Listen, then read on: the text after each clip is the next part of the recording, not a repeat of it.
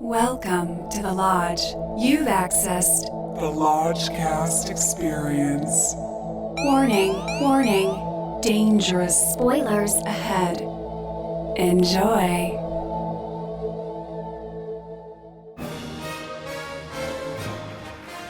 Live from the Lodge, it's the Lodgecast's Oscar Extravaganza. We are in the backyard of the Lodge currently, and I'm your host, Brother Bischke. I'm going to be leading us through a hard-charging review of our Oscar predictions. Hard-charging. For the 93rd Academy Awards that are going to be held on Sunday, April 25th, 2021 at 5 p.m. Pacific Standard Time, Dolby Theater, Hollywood, California, and Union Station in downtown LA, and on Zoom meetings around the world. Woo! We can't wait for the Oscars this year. It's going to be special. After we pick the Oscar winners in this Oscar Extravaganza, we're going to do a top 10 countdown of our favorite films of 2020. Tonight, I am joined by our Lodge Master, Matt. Hey, what's up, everybody? Brother Lucas. Oh, it's so good to be here. And we have two prestigious guests coming back, Brother Zach. In the flesh. And Brother Nathan. Oh, it's great to be here. Woo. Guys, 2020 was an interesting year for the movies. It was interesting because there was a global pandemic called COVID-19. While we stopped going back to theaters in March with the movie The Way Back, Never forget. We kept the Lodgecast going with our lockdown hot takes of various video-on-demand releases.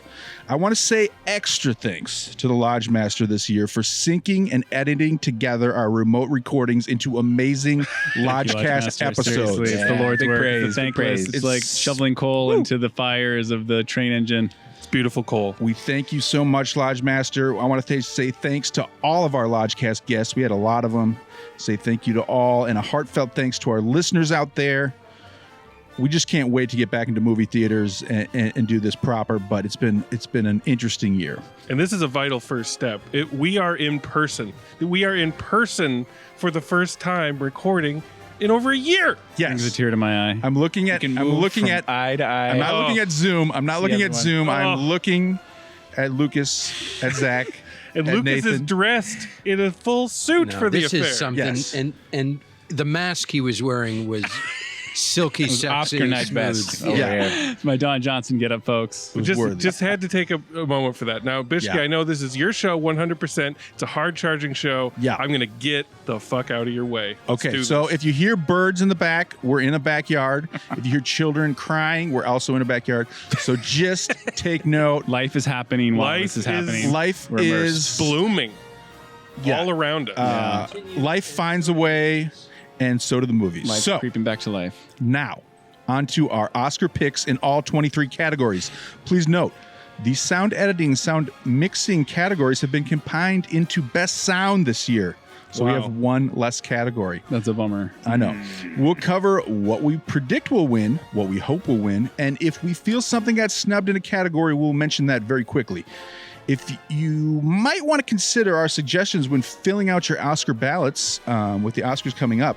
Last year, I predicted 21 out of 24 correct and won my Oscar pool. Really? So You keep did. that in Yes, you mind. Keep that in mind when you're filling out your ballots. Let's go, folks. Let's do it. The Oscar predictions.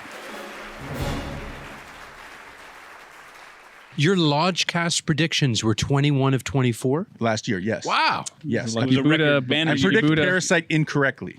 Wow. Wow. Of all the ones. Yeah. Pay attention, people. But speaking of Best Picture, what do we think's going to win this year for Best Motion Picture? Are we going around the room or how are we doing this? I'm going to start. Nomadland, I think, has got it pretty much on lock. What do we think? Agreed.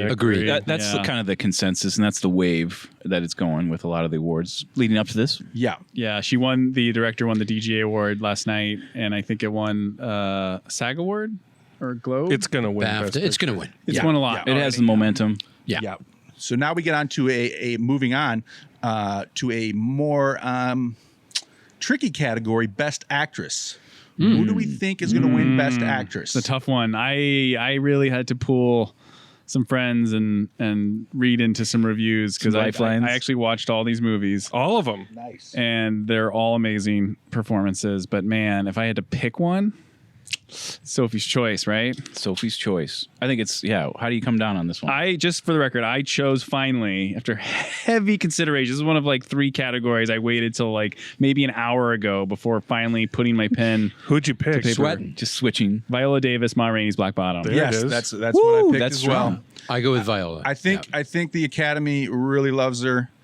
It's her time. she's great. In I've this heard movie, great thing too. about Andrea Day, who plays Billie Holiday. I've heard great things about Carey Mulligan. The Vegas odds favor Mulligan, just for the record. I looked into that. But also Frances McDormand. She's a heavyweight. She's won 2. This she can win category 3. is, I mean, It's it's all tight bets are with off. Francis Yeah. and Viola, but I had Viola too, betting against my heart because I want Francis all the time. I She's do want my Francis. Big That's my charisma desire. and No Man Land. And she really stepped out of her comfort zone for this. But I think Viola Davis does a really fun performance in that movie. So, It's time for Viola. Very unglamorous too, which always gets a note for the Oscars. It's but Francis very pretty sweating. She shit in a very bucket. stripped She down did as well. shit in a bucket. She shit in a bucket. I'm that sure was we're a gonna star- talk that was a about that many times startling tonight. shit. I think there could be a wave towards No Man Land that includes her in this too. I'll just They say have that. these big, giant, like building-sized billboards on Sunset Boulevard of No Man Land. That's just like it's just like of a bonfire with Frances McDormand standing next to it, and you just have no idea what it is. Like you're just like, what is that? She's just standing in front of the. Looks like a Cascades. Grim Reaper, yeah, like coming to collect your soul. Now for an easy one, Best Actor. Who's going to win? I think it might be, rest in peace, Chadwick Boseman for Amen. Maroney's Black Rose. Yeah, course. amen. I would like to point out that there was a snub in this category. I really love Delroy Lindo and Defy Bloods. Big snub. as snub. for best actor supporting. No, Best for actor. actor, We're for doing actor. Best actor. Because But would he have been supporting or lead? That's I a think don't he's know. a lead. I don't know, but I think he deserved actor because when you watch that movie, he's just as fiery and riveting as Chadwick. So they both should have been honored. Well, I thought. think a question on that is like, is it based on the merit of the performance, or is there a little bit of a honoring posthumously Heath Ledger Oscar tradition? Dave, Yeah, what do you yeah. think about that? I mean, if I had to pick my performance, I pick Gary Oldman and Mank of the nominees. Bless you. Bless you. your heart, dude. You're like a 82-year-old Oscar voter. Exactly. Man, I was gonna say Delroy could have Gary Oldman's spot like on that list, but Yeah. I hear Yeah. you. It's a tough. But one. anyone have any other pick? I mean, Chadwick's going to get it, but anyone other Yeah, have any other? I would give it to Riz. Riz. I would Ahmed, give it to yeah. Riz. It's an exceptional performance. Well, I'll talk about it more later. I think though that Chadwick Boseman probably gives his career best performance in this movie. Oh, that's such a But shame. also, too. I Yeah. saw The Such a Father, shame. and Anthony Hopkins moved me to tears like at Yes. the end. Yes. So I was like, if anyone's Yes. going to come after Chadwick, Yes. it would be Hopkins. Yes, 'cause, and how like, about the everybody- Academy is going to be sympathetic. To Everybody that. getting late to the screeners, popping in The Yes. Father, realizing he's the best actor in the category. Yeah, Yeah, it's Hopkins amazing. was fantastic. Amazing. That movie needed a perfect performance, Yeah. and It got Hopkins it. delivered it. Agreed. I actually sensed in the text thread, Brother Nathan was really just stoking the father flames. And It tore up my We'll get list. there. We'll get get there, there. yeah. Yeah. Hard charge. Hard charge forward to actress in a supporting role. I'm going to predict Yoo Young-yoon for Minari. I think she really holds that movie together, and I think Oscar voters will recognize it. It's not who I'm rooting for. I'm rooting for Glenn Close as my mom. oh, come on. Whoa. She's never had an Oscar. She's never tasted How are it. we not supposed I to know we got to contest keep that? this moving. But Ma'am, I got some things to say. Mamau about did. that. Mamau did amazing work. She's No never one's tasted Oscar Gold. She's never tasted Oscar Gold. Maria Lord. Bakalova, the people's choice. Wait. I'm voting for Maria Bakalova. You think they're gonna win? Gonna win or should win? No, Should win. and No, will.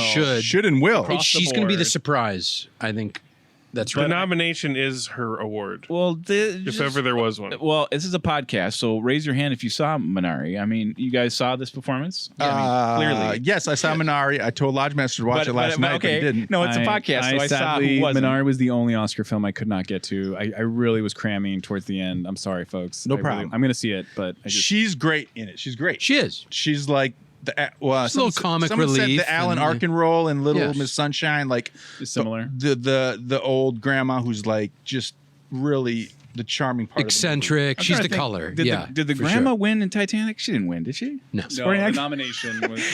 It's Glenn's year, y'all. This is She just won the incredible. BAFTA this afternoon, actually. It's an incredible grandma role right. in Minari. And Mama's going to slam dunk Take- it in your faces. Take everything with a grain of sand. I said Yoo Young-yoon for Minari is gonna win. and you should follow me. Okay, I think that's actor in a right. supporting role. I think Daniel Kaluuya for Judas and Yes. Black Messiah has it on lock. Yes. He's been doing amazing work in the PR department. He was on SNL and he was great, and he's just really. I'm going for Paul Raci in The Sound of Metal on that one. You think is or Well, you'd like? both? Right. That is a heartful choice, Lucas. Paul Raci. To speak about Daniel for a second, what is this category? It feels a little bungled. Why is Lakeith and Daniel in this? I listened to the reason why they were supporting actor and not actor. Why and isn't Daniel I still actor? can't wrap my head around it. It's really confusing. weird. It's confusing. If he's over in the acting category, I'm looking strongly at Daniel winning Best Actor. Right. You know what I mean? Yeah. But I would say, were we ever to have podcasted that film, my biggest problem with that film is that Lakeith is the lead of the movie, and instead they made it a two-hander. And I think it's weird that Lakeith is in supporting. Interesting. Because Kaluuya, the POV of the movie is through Lakeith's character. Yeah. I agree with that. It's weird because they almost felt it had to also be the Fred Hampton biopic. Yeah. But the story and the tension is in this man and his identity struggle. I just think it's flawed that they're Yeah. running against each other. Very flawed. Because I think Lakeith in any other world, he's an incredible supporting though. Right. You know, because his role is so complex as a Judas character. Yeah. Well, we'll be coming back. But I think to Judas. Kaluuya is going to win. Yeah. Yeah, Kaluuya's got it in the bag. But I'm pretty Raci, sure. maybe the best performance of the year. But Raci. to nod But to Raci the made me Lucas's- cry. Like yeah. I got work choked up when I saw it. No, God bless To nod Raci. to that performance, that one clip of Raci, we all know what it is. Yeah. The intake scene Yeah. is incredible, and it's a heart stopper. Yeah, so it really he got deserved me the nomination, and I hope he in the goes on. feels. Yeah, it caught me more hard. stuff. I didn't realize I was Charging gonna be- forward, best director. I think it's Chloe Zhao for Nomadland Yeah. in the Yeah. bag. Yeah. She I won the agree. DGA, I think, last night. Yes, sir. And there's no There's no question. question. No. Like, she's got it. Yeah, I thought Regina King should have been nominated for Best Director for doing One Night in Miami as opposed to Thomas Vinterberg's Another Round. When I was looking at the nominees, I thought, like side by side, Regina King did a lot of work. In terms of direction. Yeah, I did a not lot of see, work. One Night in It's Miami. great. It's Really? great. It's, I'll have more to say about it later. But, Oh, wow. I love seeing spillover of nominations for another round in categories where it shouldn't be, other than foreign film. So I kind of counter that. I love seeing the spillover. Do I we love seeing the feel director Fincher there. might have a shot with Meg stealing it from Chloe Zhao as I like a don't think legacy? Meg- I wish, huh? Meg's got some technical awards, but I just don't think it's going to be I don't see it. winning big awards. Because I love his movie The Zodiac, but that got nominated for 0 Oscars, Yeah. and it's like, wow. I think Fincher will be here again. Mank is so Fincher's a Oscar mainstay. worthy though. It's so Oscar like it stands out there to just be king. Put the crown on me, but it's not the year that it's going to get recognized. Pressing on to best adapted screenplay. This was a tough one. This was another one of those This is a three. tough one. Those three categories I had to the wait one to the where you last miss. minute. I don't yeah, quite Sandra Bullock. understand Borat being a It's nominee. adapted from the original. From the Yeah, original. it seems sequel. like Nomadland's going to win this one for I think whatever Nomadland. reason. Usually, it's the film that does the most work in the adaptation, and Nomadland was a nonfiction book adapted into a screenplay. Good theory. I will say that I just noticed the BAFTA, I believe, went to The Father. Tonight, But I believe that's a British film, right? I think so. Yeah, And the director is also the playwright who also adapted his play. yeah. So, but I don't know how much work went into the adaptation. I think well, we'll get to the other categories with The Father, but I think it's a dark horse. Yeah, the plays, and just from my research, don't get much, don't often win because it's. But just when they work, When they work. no doubt. Best original screenplay. I think this one's going to for the big award for this film for the night. Promising Young Woman. Agreed 100%. Emerald Fennell. I think that's where Oscar voters are like, we got to honor her. And this That'll is be the one. only award. I think. Yeah, So. I agree. Yeah. Anyone have any counter? No. Okay. I think Judas has a chance as well. This is coming from an original screenplay. Yeah. No, I will have things to say about Judas. Promising looks like the. Looks promising. Promising a woman. promising. Very promising. International feature. I've only seen one of them, and Another Round is pretty much got in the bag. Yeah, I agree. I think it's a disagree. lock. I disagree. I've okay. seen 3 of them. Here comes the Zach flex. You got a favorite over here. I can feel it. Well, I definitely have a favorite. You're going to be hearing about it on my list. Okay. And I also think it's going to win. That is the Romanian documentary Collective. Okay. Big Winterberg fan I wish of I The had seen Hunt. Collective. I Yeah. feel like it's up my alley, and Yeah. I will see it, but I can't comment on it. I also sadly. did not get around to seeing Collective. Okay. I watched the third of Collective before. It bummed me out so hard. I good. couldn't It's right do up it. my I alley. could not It's right do in my it. 2C. So I'm the only one that's completed this. Sorry, Zach. Yeah. And that It's might fine. be, We'll be talking about it. And what's messed up Yeah. is I thought it was about another nightclub fire, and then I was like, oh no, this is another one. Like there are more than one. Like, and then that's when I died inside. I was like, I just can't. I well, think, then you won't be talking about I think another round's going to win, and inevitably there's going to be an English language adaptation of another round. Yes. I just with whoever the fuck, Steve Carell. Said at UCLA. the only thing for me Everyone that still want to think about who they think Mads. It's going to be Steve Equivalent. Carell. I really enjoyed another round. I just it's a little bittersweet because his last team up with Mads, The Hunt, was such a killer film that I just I wish that was the one he was getting all this shine for. That's all. Yeah, I gotta go back to The Hunt after watching Incredible. the round. Yeah. Incredible. Yeah. Best documentary feature. I think Obama's Higher Ground Productions is going to win once again with Crip Camp. It seems to me the crowd favorite. Very uplifting. Did anyone see any of these? Yeah, I think Collective's gonna win, but I saw The Mole Agent today just before I came over here. Okay. And that movie made me cry. It's great. Consistently. Like I couldn't stop. I was like, what is going on? I've only seen Time. I'm really neglecting film. neglecting the documentaries this year. I have another doc that's on my list that isn't here. I'll talk about there's that. a lot of snubs that are on A my lot top of 10. snubs. I'm not going to Yeah. give them away because I actually think it was a better year for docs than narrative. Yeah. This year, and Yeah. it's Incredible not even docs. particularly Agreed. close. Agreed. Yeah. And I've heard good things about Collective and Crip Camp. Anyone though. thinks Time's going to win? I think Time has a shot. I think Octopus Teacher for the boomers in the crowd has a shot. Okay. I would go with Collective. That would be. How do you feel about it getting honored here? Zach? Collective? Yeah. I would think that would be worthy. Yeah. Yeah. Okay. I think people should see it. Wonderful.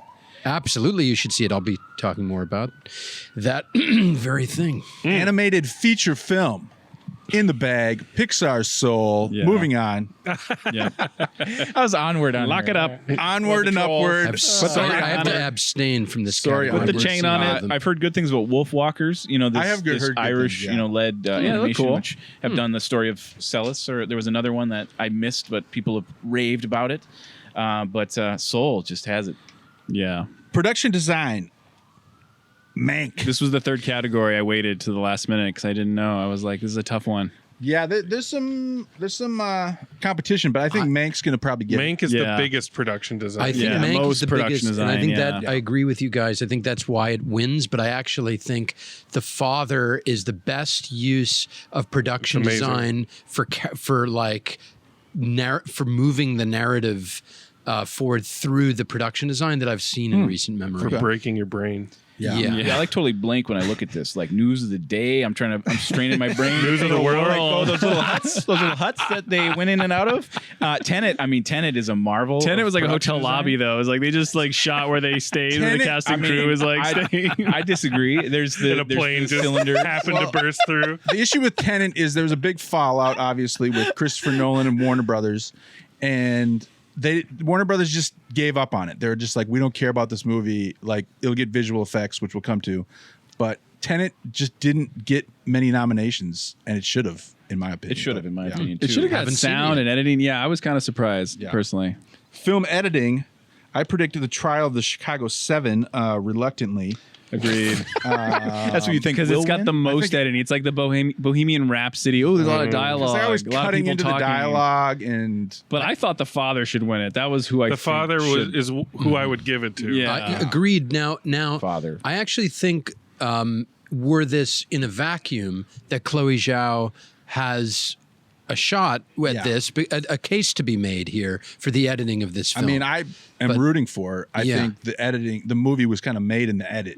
They shot a lot. yeah. And she really transformed it in the editing bay. Biting my tongue so hard on Okay, Nomadland. we'll talk about Nomadland later. Cinematography is going to go to, I think, Eric Messerschmidt for Mank. Agreed. Anyone have any? Yeah, it's the most cinematography.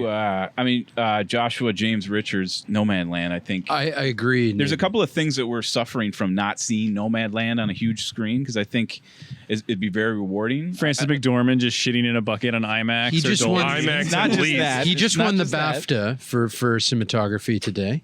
There was a synergy, I think, with director, actor, and cinematography in this film that should be honored. Well, he is the director's partner. Yeah. But with that, of course. with that setting and backdrop, how do you not make that look good? I'm just saying.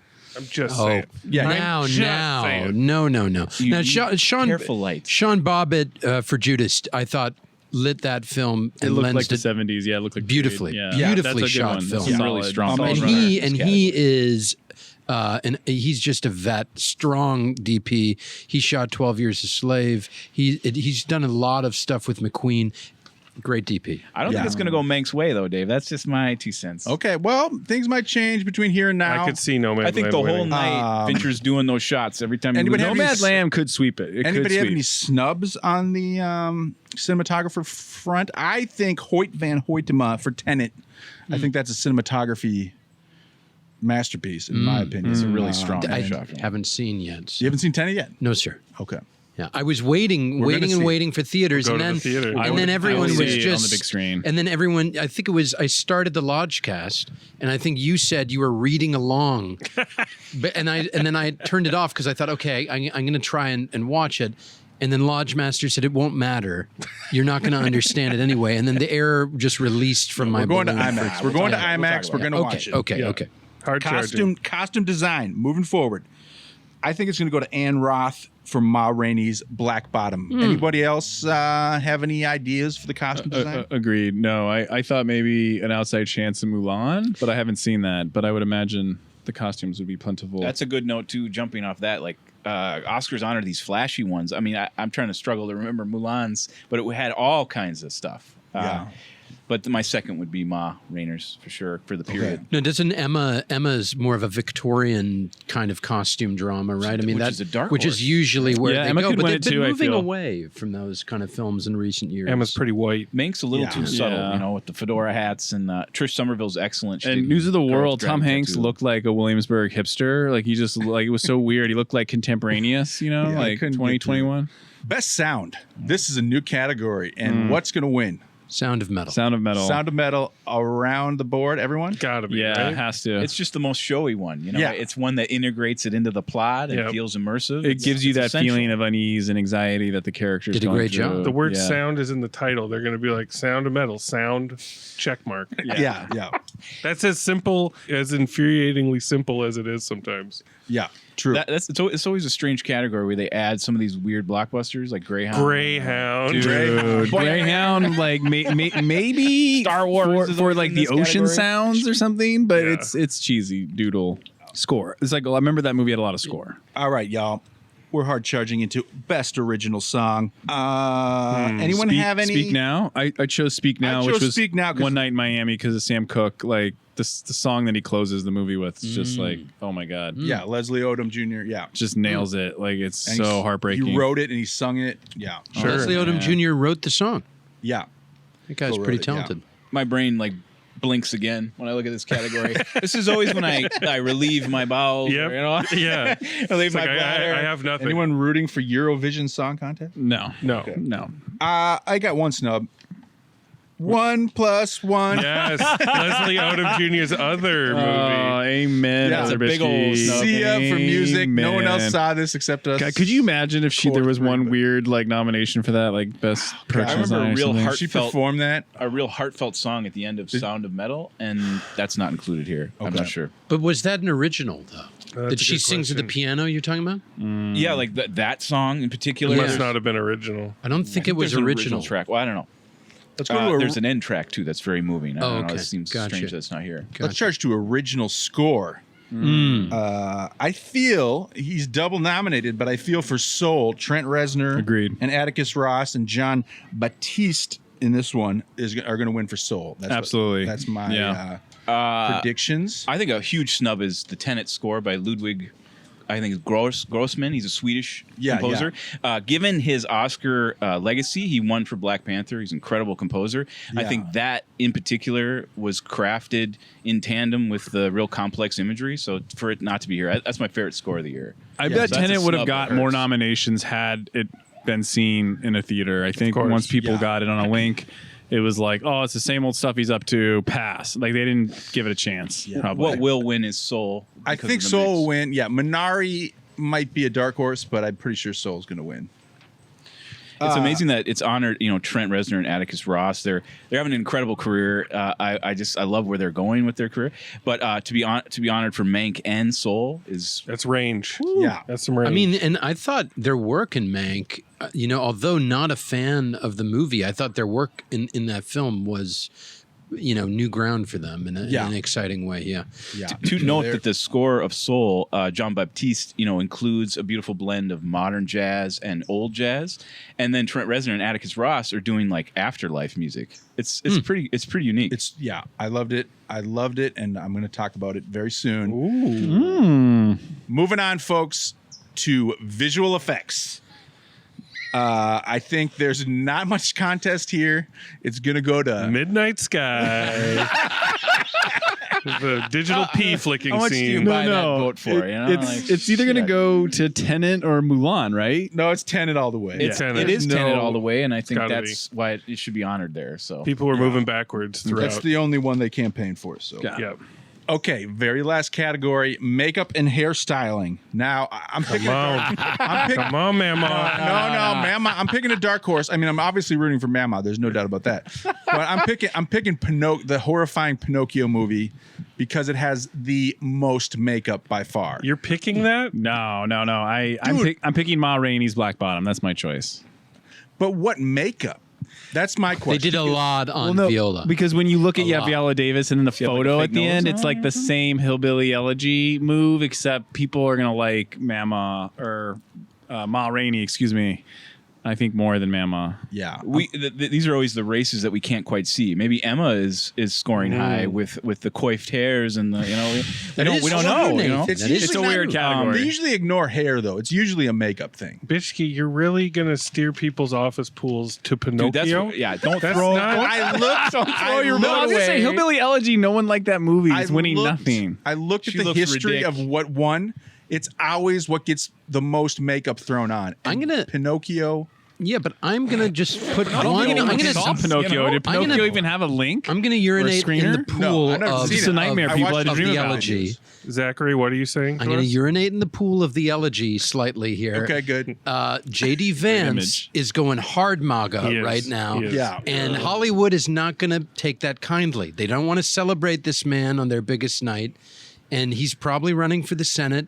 And he's embracing Tucker Carlson and white replacement theory. He's out.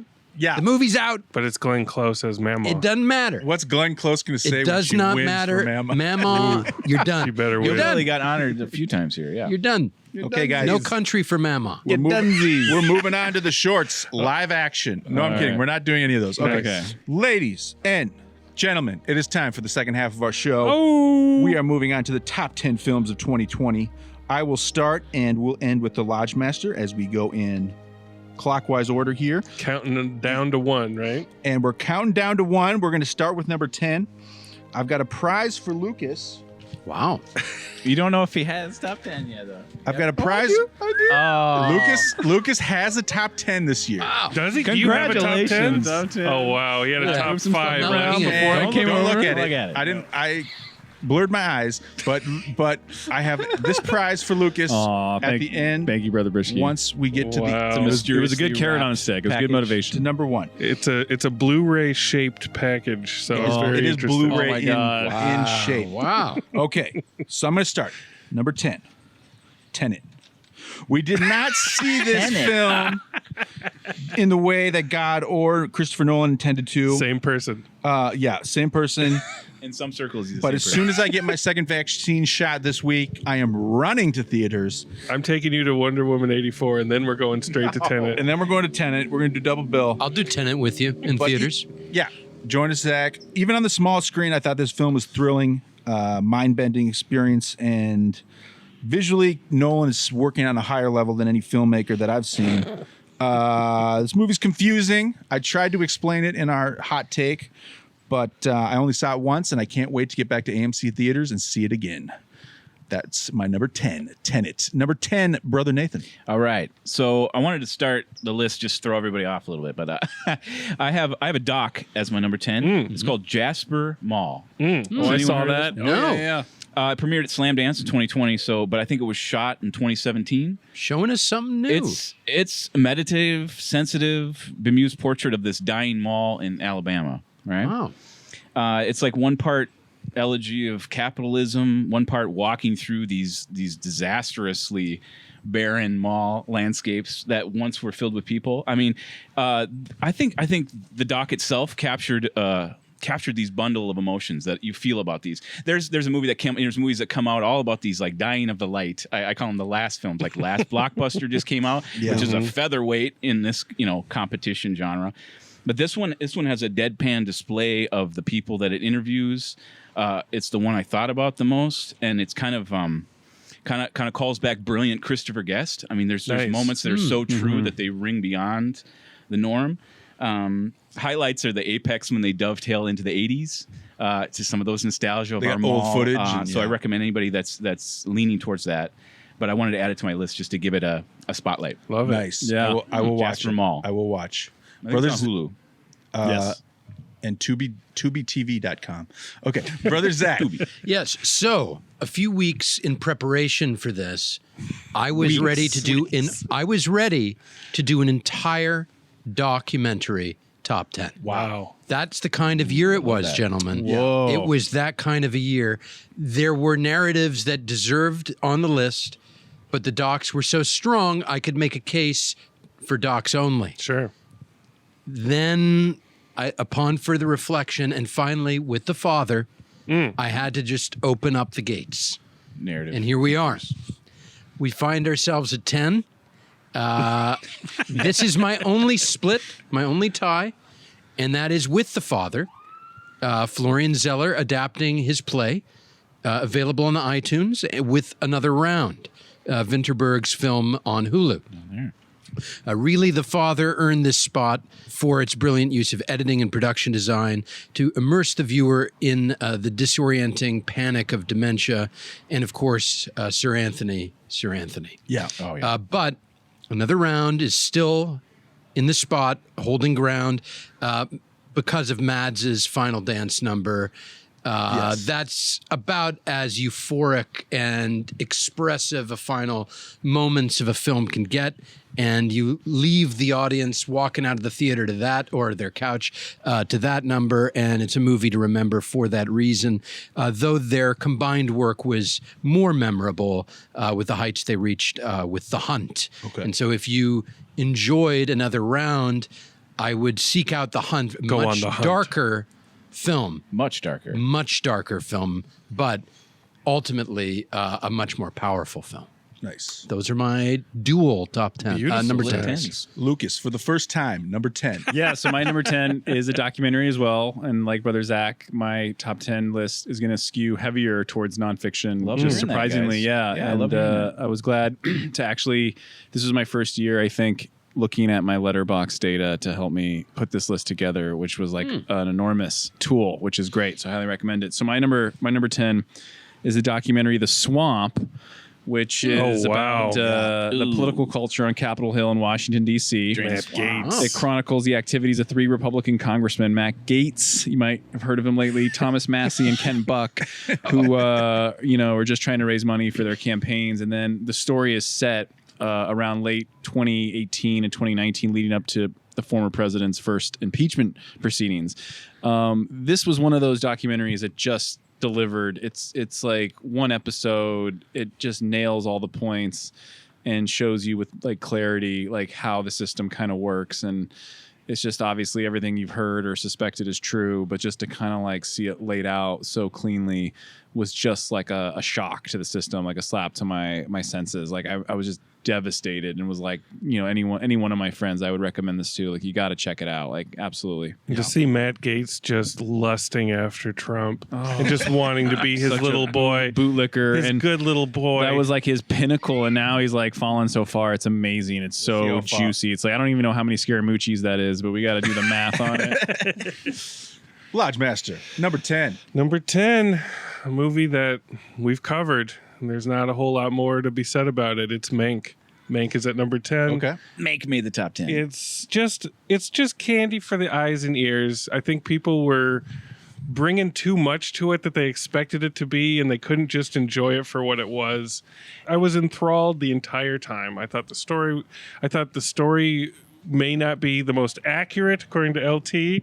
I was very angry about it, but I don't give a shit. It just looked great. It sounded great. I felt like I was in amazing hands with Mr. Fincher, and I couldn't have been more pleased. It earns its top 10th spot for me. Oh, that's Mank. Absolutely. Number 9, Soul. Pixar's Soul. Look, I saw this over Christmas with family. It's been a rough year in lockdown. I'm generally not into Pixar animated movies. I see like one a year. It's true. But and usually Pixar movies I can like kind of deconstruct. I get the message early on, and I'm just like, okay, this is what's going on. This is what they're trying to say for adults and for kids. But this one, I was guessing till the end. It was a moving target, and I was very intrigued. I loved the trippy animation. I loved Trent Reznor's music, and the message becomes clear. And even for kids, my 8-year-old niece is very bright, and she got the message, and it just warmed my heart. It was a great time with family over the holidays, and I can't lose sight of that. God bless you, Pixar. This was a good one. Nice. Switching gears dramatically, my number 9 is a movie called Never, Rarely, Sometimes, Always. Ooh, okay. If anyone's heard this, it's a pair of teenage girls in rural Pennsylvania travel to New York City to seek out medical help during an unintended pregnancy. So this is an abortion movie, guys. Someone recommended this to me. To the minute I watched it, it was like an empathetic wonder. The film was so compelling. It's almost casual sense of realism. I didn't find many films on my list where I was connecting with the central character, and this one I really did. I kind of needed I noticed with some of my watching, I needed a film that was a little bit more bare bones, or a little bit more, I felt like the burning heart of a story, and this one was that. Then we get to the scene where that gives the film its name. It's a quiet few minutes in the film, and there's no undue theatricality, yet the viewer is hit with this like emotional sledgehammer. I would say what's really great about this film is that the characters are unknowns. So Sidney Flanagan and Talia Ryder are this pair of friends that go to New York City to help her with this problem. It's a very politicized topic. But I didn't feel like the film was very political, so I thought that's a true, point for the film. It's a strong, bare bones film. It's about self-determination and friendship, so I really wanted to add it here. It's a female director, Alizia Hittman. So I'm looking at her. This one hit that mark for me. Nice. And I wanted to honor it. Yeah. Right on. Number 9 for Brother Zach. I'm going to bring a little comedy. And this one packs a lot of comedy. And that is Borat 2. Yeah. Subsequent movie film. Yes. Jason Wallner, available on Amazon. Yep. Did not have a clue that he had such a funny and fresh feeling follow-up in him this many years later. And I think Maria Bakalova does the impossible. She steals the movie from Sacha Baron Cohen. And she's great. He's great in it, but she steals the movie. Yeah. And that's my number 9. Everyone's probably seen it by now. If you haven't, you should. Yeah. It's a great time. Yeah, it has no right to be any good, but it is. That's right. Right? It Almost blew better my than the mind original. in how good it was. Yeah. Brother Lucas. Number 9 is also a nonfiction documentary, Baby God. It's about this creepy fertility doctor in like the 1950s and 60s who for like 30 years of his practice was using his own sperm to inseminate It's really unsuspecting compelling. patients. Wow, I've never heard What is this it on? show. Who would find out HBO. years later. HBO. Yeah, I think it might be It's HBO. HBO Max, yeah. But it's like another one of those. It's like 78 minutes long. Like it packs such a punch because, again, you're getting all this information downloaded or debriefed. And by the time it ends, your head is spinning and you're just thinking like, there's this guy, he's fathered all these children. He's got like hundreds, if not thousands of siblings, you know, like half brothers. I mean, it's just like it's like that Vince Vaughn movie that I don't think anyone saw, Delivery Man, but anyway. Right. Yeah. Because it unfolds in interviews too. You see similarities between this man and these people. So it's a constant, like the new person is every revolving door. I'll watch it. I will. God, Yeah, it's Feel super cute. creepy. It's Baby like God. yeah, God. Baby God. Oh, okay. Yeah. Lodge Master Matt. Number 9 is a little movie called Kid Detective. Yeah. Stars Adam Brody as he's like a Encyclopedia Brown of his small town, and then he gets older and doesn't really know what to do with his life. He's got all these kind of skills with solving these, incidental crimes, and then he tries to solve a murder. And so there's this sweetness, but there's also this dark edge, and there's this very like knowing, confident, dark comedy that's running through the whole thing that just hit me like just right in the bullseye. I was very entranced by it, and I was enchanted by it, and I think it needs more eyes on it. That's my number 9. Kid Detective. Kid Detective. Co-sign on the Kid Detective. Yes. Co-sign. seen it on Very Endless, yeah. entertaining. I'll start in the number 8 countdown. Boys State. There it is. Watched a lot of good political docs this year. Feels Good Man and The Swamp, which Lucas mentioned, starring Matt Gaetz, were a few of my favorites. But I think in terms of the one that's going to stand the test of time, Boys State had amazing documentary characters, give you insight into what's happening politically and what's going to happen politically coming forward. And we had a very fun Lodgecast with Brother Brian. If you go back and listen Great to episode. it, he attended Boys State and met President Bill Clinton. That's right. Go listen to the Fantastic. podcast. Brother Brian was great in it, and Almost caused a riot or anarchy. and he was very anarchistic. There's some great tales. Yeah. So that was my number 8. Brother Nathan. Boom. I got Judas and the Black Messiah. Nice. Okay. And this creeped up on my list. I watched it maybe 2 weeks ago. I mean, wow. Daniel Kaluuya and Lakeith Stanfield they're absolutely amazing in this. Yeah, totally. I was, of course, enraged, moved, guilt-stricken by all the white men behaving badly in this. But coming off of, the Chicago 7, I mean, I watched that very similar, and the stories dovetail together. That has a lot of Sorkin speak, which, if you're a fan, that then it's great. I think it's amazing. Everyone says exactly the right thing at the right time. That's not how life is. So when I saw this one really felt like a real movie to me in 2020. Like a real well-researched, carefully presented, strong contender for Best Picture. So I was wowed by this. That's my number 8. It's great. Yep. I'm in sync with Brother Bischke. My number 8 is Boys State. Yeah. American politics in miniature. Expertly constructed, entertaining as fuck. Available on Apple TV from Jesse Moss and Amanda McBain. Boys State. Yeah. There it is. Brother Lucas. My number 8 is another documentary that I just watched today, like right before I came over here. The Mole Agent, which is a Chilean film from South America about an 83-year-old man who goes undercover as a mole in an old folks home to see if an old lady is being abused. And it is just like this eye-opening glimpse into the subculture, into the retirement home community. And it is a very sad one, a lonely one, very bleak. It's like where we're all headed, because eventually, even if we do have friends, they'll die or be taken away, and our family at a certain point won't be able to look after us, and so we'll just be, sent to stay somewhere. And Sounds great, Lucas. You can only hope that someone like the title character, the Mole Agent, shows up to kind of brighten up your day and spice up your life. So I highly recommend it. It's great. It made me cry. It's a good companion to some kind of heaven. It's actually like a slightly more Some Kind of Heaven has its own charm. Is anyone bringing up Some Kind of I Heaven? wonder if we're going to be getting there. Yes, we Oh, okay. My bad. It wasn't on my list, but all right. Yes, we will. Okay. Very, very good. On to the Lodge Not to Master. step on toes, anyone. We're going to get to that in a little bit. Okay. But right now, number 8 belongs to Deerskin, y'all. Oh, yeah. Yep. I almost forgot about that one. Deerskin, I did not. Ooh, the jacket movie. Deerskin is... Vive la France! It is a singular, truly singular vision. I gotta see Yeah. this movie. No one else but the creator of this film could have possibly come up with this. Yeah. Like, it's impossible. Yep. And when you see that, when you see a very specific set of goals laid out that are very strange and like nothing you've ever seen, or like no plot developments you can even fathom, and then it just checks all those boxes, knocks them all out according to its own fucked up internal logic. It's a miracle. It's a miracle movie for me. I was smiling the entire movie and shaking my head in pure bafflement.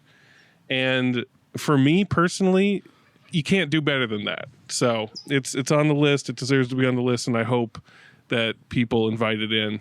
And it's very short too. So Very That's short. another one of the 76 or something. It's right? 70 real short. 78? 74, somewhere in there. Yeah. So if you're in hell while you're watching it, you won't be in hell for long. Yeah. It feels like a new trend. And you likely won't be in hell. Oh my God. If you're listening to this podcast, you're probably going to be at least halfway into it. Yeah. That's the guess. And the main guy's from The Artist, right? If anyone, Jean Dujardin. Jean Dujardin. You know, so Yes. there's fans there of him. Number 7, I'm going to follow on Nathan's footsteps and give it to Judas and the Black Messiah. Nice. I thought there was strong performances all around from Daniel Kaluuya, Lakeith Stanfield, Jesse Plemons, and Dominique Fishback. All complex characters written by Shaka King and directed with clarity and confidence. At a time when most 70s period pieces look phony, such as the Trial of the Chicago 7, Yeah. I thought Judas was very, just in terms of a period piece, looked great. yeah. It pushed me to learn more about Fred Hampton and the Black Panthers, and I really look forward to what writer-director Shaka King does next. I think he's quite a talent. That Very and exciting. by the way, for Coogler as a producer, He's producing? yeah. I mean, and what I heard is he directly off Black Panther cashed his chips in to produce this movie, and I Nice. think you got to give respect. That's a good to that. sign. Yeah. Yeah. Everybody's so committed, man. Brother Nathan, number 7. Number 7. I got The Father, number 7. Father makes his appearance. Here comes the father. I heard a lot of pre-rambles about this, you know, hey, knocking it that it feels too much like a play or whatnot. I thought the elegance of it is that it was a film adaptation, so it could kind of sneak around, you know, like there's continual stuff where the characters playing multiple roles, where the set design is so seamlessly moving from one thing to another that it's disorienting as me as a viewer. So I thought that was really unique. I mean, I was expecting this to have a little bit of the wife vibes, or the wife film of the year, where it's just kind of a dead stone that I'm watching because I want to impress, you know, my critic self. But this was not that. I mean, like I said, I love how they played with the art direction, where you didn't quite know where you were, and you needed. It's essential that you have the center of this to have an incredible performance, and Hopkins delivers. Yeah. I wasn't ready for. By the end, I wasn't ready for his final regressive cry for help at the end. It's intense. It's a showstopper, so Yeah. it's definitely on my list, number 7. Yeah. Yeah, we almost could do our sad inevitable futures film festival. We could. No. Of The Father, Nomadland, Some Kind of Heaven, The Mole Agent, and A lot of getting old and dying happening this year. there's one lot more, of and I it. can't remember it right Yeah. now. But yes, these movies definitely made me like wrestle awake in the wee hours. Yeah. And I do still recommend them all because we all Hillbilly have to face Elegy, it. yeah. Yeah. Hillbilly Elegy, yeah. Mom. My number 7. We are now continuing with documentaries. We have Garrett Bradley's Time on Amazon. Okay. It's fantastic. The film follows Sybil Fox Richardson fighting for the release of her husband, Rob, who's serving a 60-year prison sentence for armed robbery that the couple committed together. It's beautiful, heartbreaking journey through decades of unjust incarceration. And it really utilized the movie uses the music of this Ethiopian nun pianist, Emahoy. I'm going to really mess up her name. Emahoy Segu Miriam. And I own this on vinyl. I've had it for, I don't know, 8-9 years on record. And it's such an incredible piece of music. I highly recommend just getting the record or just putting it on your Spotify or however you listen. But they use it in the movie, just a beautiful effect. Yeah, and it's a moving poem of a film, and I can't recommend it enough. Really, really strong, powerful film. Great. About the time that families do, not just the time that the incarcerated are. The amount of loss, the amount of loss that they take in. It's really a movie for them. Speaking about that, I also was reminded of Olivia Colman's character in The Father, and how Father is a movie about the people dealing with that as well. That's right. As long as the affliction. The time they do as well in that. Yeah. That's right. Yeah. And Rufus Sewell.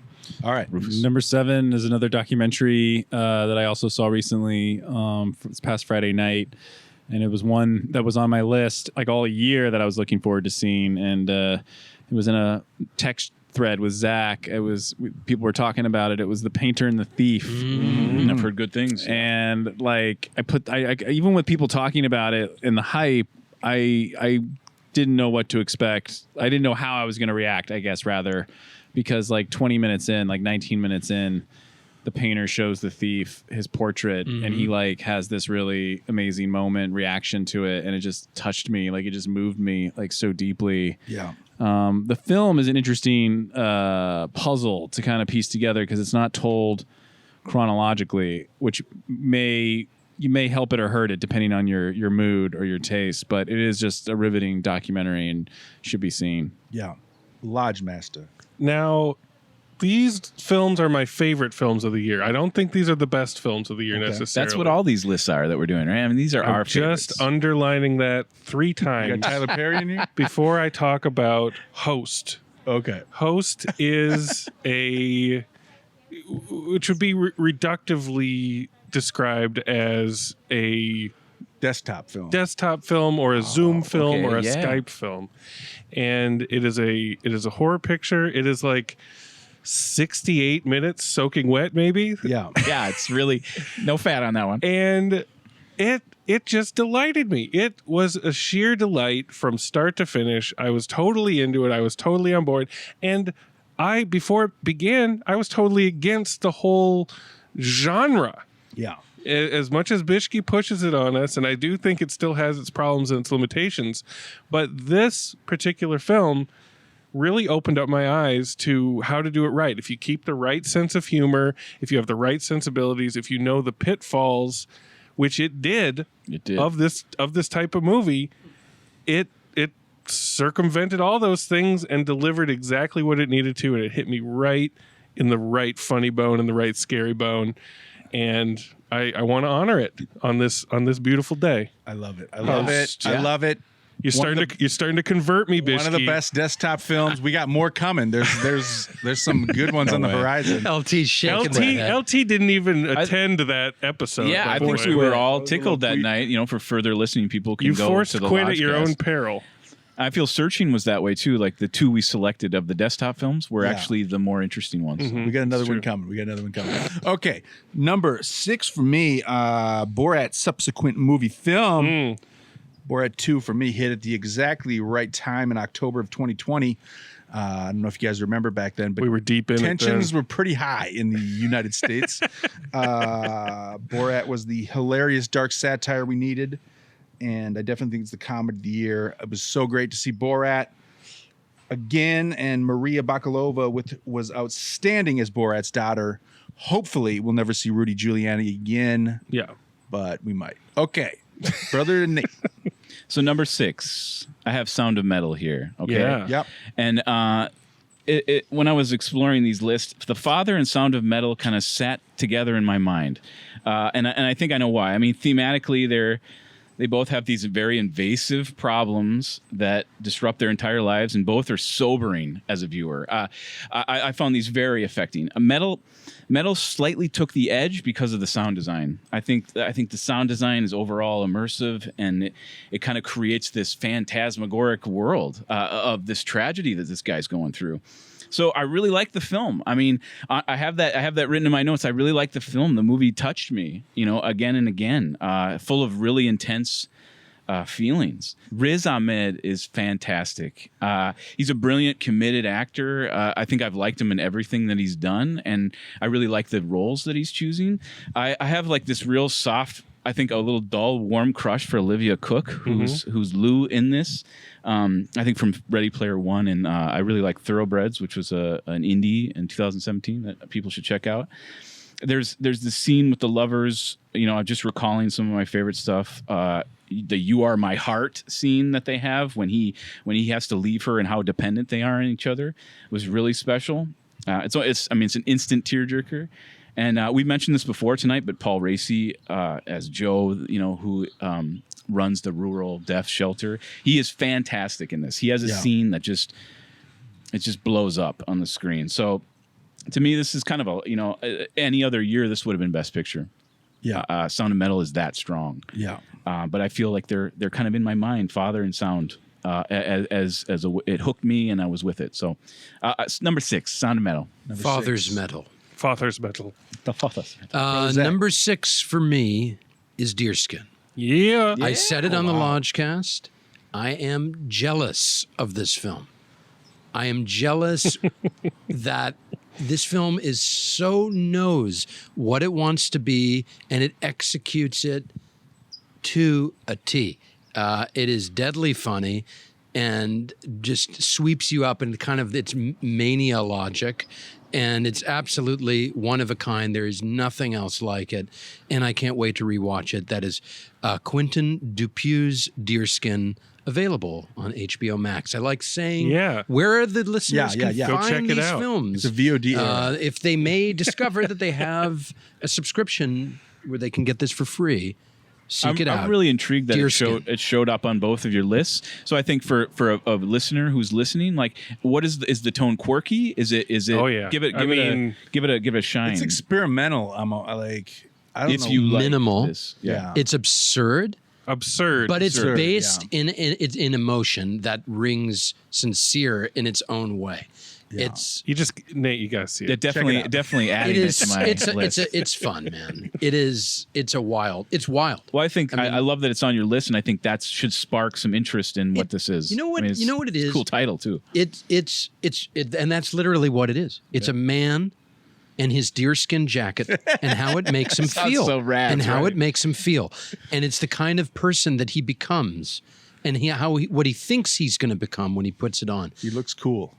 It's killer style, man. Killer style. That's what it was. And there's just something when you make a movie that operates on a fable. Yeah. When you can deliver it without wasted breath in such a short, succinct fashion. I'm jealous of. I've seen a couple of this guy's other films. I like them. This to me is by far his best film that I've seen. So. Nice. Yeah. Brother Lucas, number 6. Number 6, the documentary Class Action Park, which is based on this real amusement park that was in New Jersey in the 1970s and 80s. That was both roller coasters and rides, but they also had a water park in addition.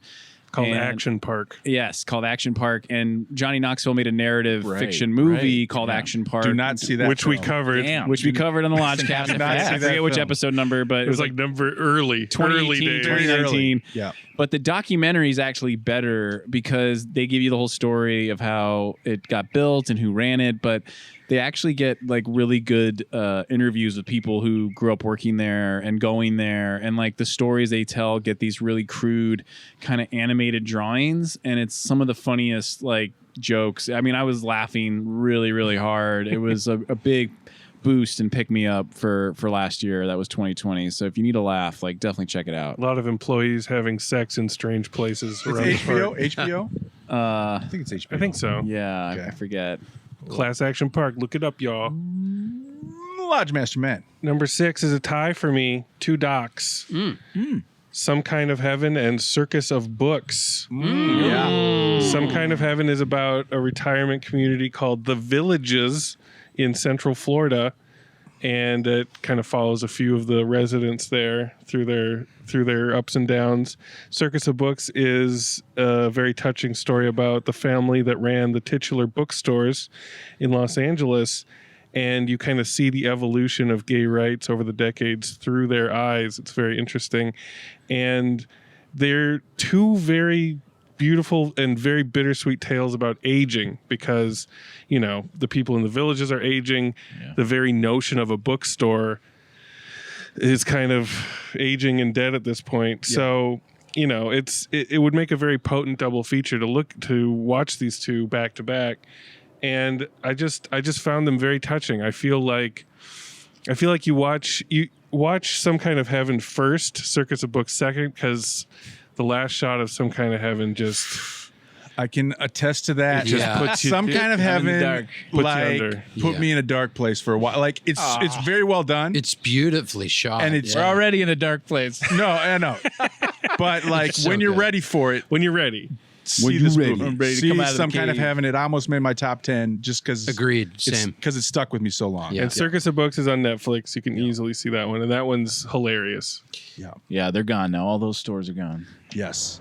Okay, another round. Anyone? Another round of beers. Oh, Yeah. Top 5, folks. Another round. Here we go. The top 5. Number 5. Lucas beat me to it. The Painter and the Thief. You got to see this documentary. It was a recent discovery. I was binging prestige films in the last week, and Yeah, you were. This is a Norwegian documentary about an artist who befriends a man who stole her painting. He's a drug addict, and she paints portraits of him. And as Lucas mentioned, there's an amazing scene where he breaks down at the portrait she painted. But this takes a roller coaster ride through their 3-year relationship. It's just a friendship.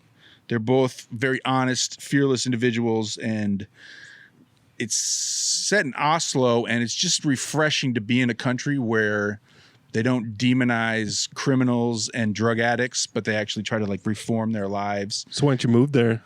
And so someday I might return to my ancestral homeland of Norway. Yes. I'm half Norwegian. Supercharge your and beard. and this film really stuck it home to me. Like their relationship, they're just fascinating characters, and you got to see this film. The Painter and the Thief, number 5 for me. One of the best docs of the year for sure. Number 5, I have The Assistant, which was a film that's kind of had a rocky release date. I think it eventually released in 2020, so I wanted to include it here. I had an amazing screening of this film, not knowing anything. The movie's about Julie Garner, who plays a PA to a certifiable maniac in a one-day film. So it's kind of like, those classic one-day films, but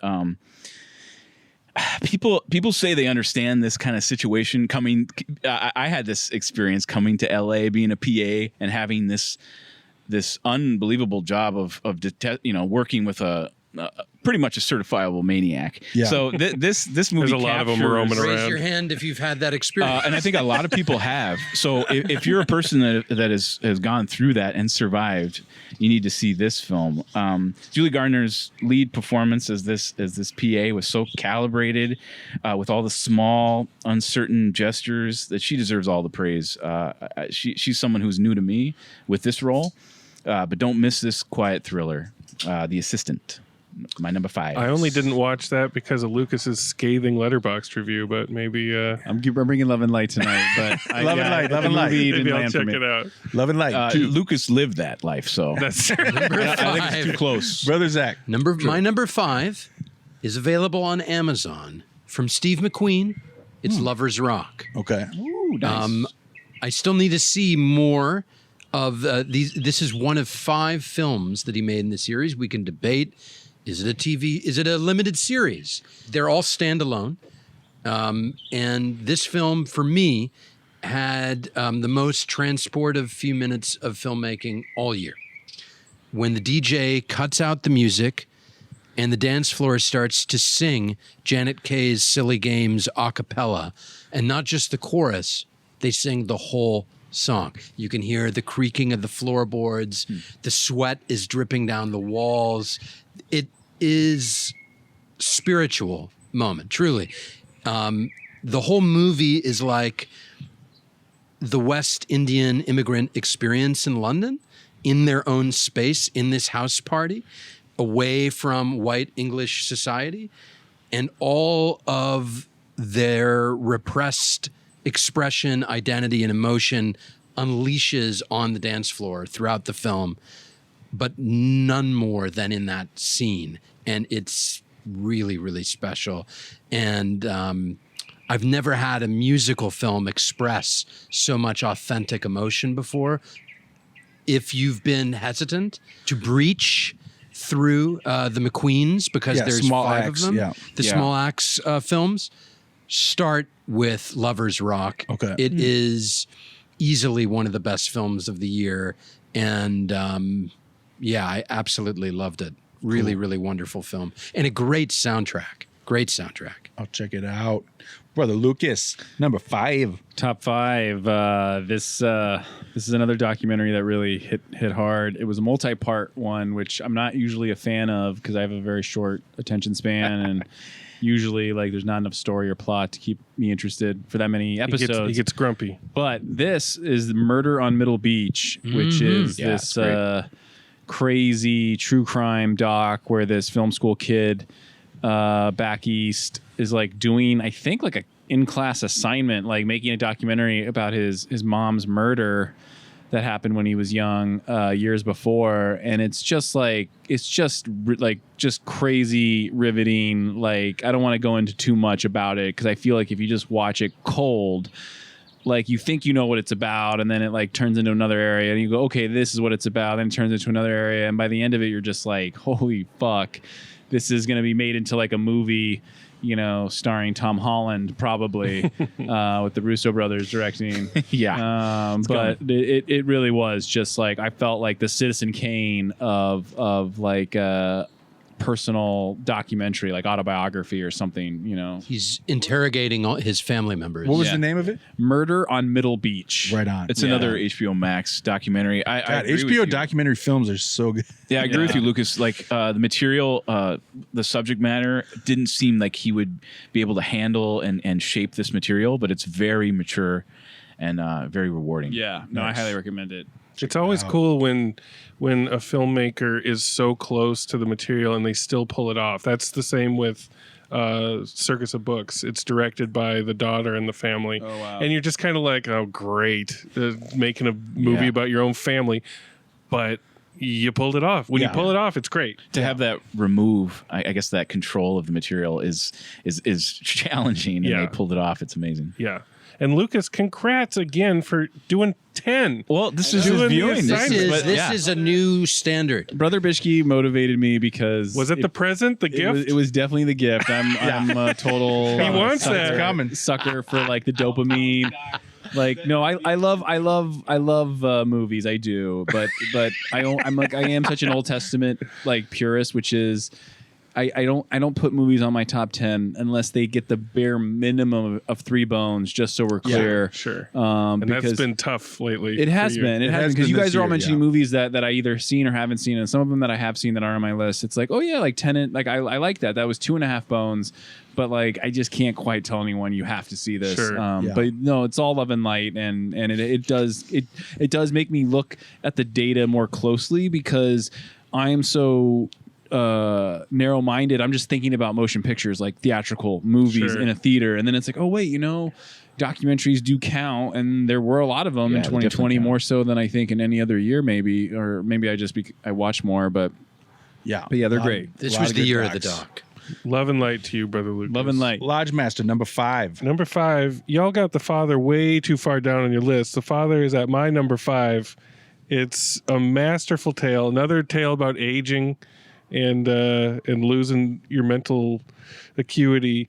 It reminded me of another movie that we covered called Relic, in which the mother is losing her mind, and the house envelops her and changes in different ways. This is much more, spare, but is doing the same thing in a way that I found just masterful. Like, just when you start to understand what the rhythms of this movie are doing, and the more you understand, the more disoriented you are. It is fascinating. And none of us can explain what it's like to watch this movie. It gets inside of your brain and you question everything about what you're seeing. You don't know what to do. I think that's because it's the first film for me that made me feel, after watching it, this is what it feels like to be losing your memory. 100%. And I've never, and we've all seen examples of dementia on screen before, and I don't think anything has ever It's come never close been to this empathetic. It's never been, you've never or felt scary. And or I- truly like, And I love how they stay with Anthony Hopkins when Olivia Colman leaves, and they just stay with him at the end, like because life goes on with these people. Like, Alzheimer's takes their mind, but they have to keep dealing with it. So It is a quiet horror film that just slowly squeezes like a vice grip around your brain. And that doesn't sound like a good time, but it's a cinematically nutritious so time. smart. Yeah. It's so smartly composed, and like the play is I amazing. think like for me also, like at the beginning of the film, I don't know if you felt this way, but I was almost thinking like, it's going to be a play on film. Yep. And then within, I think one of the first turns where you're like, wait, well, she was this person, but that was this well, wait.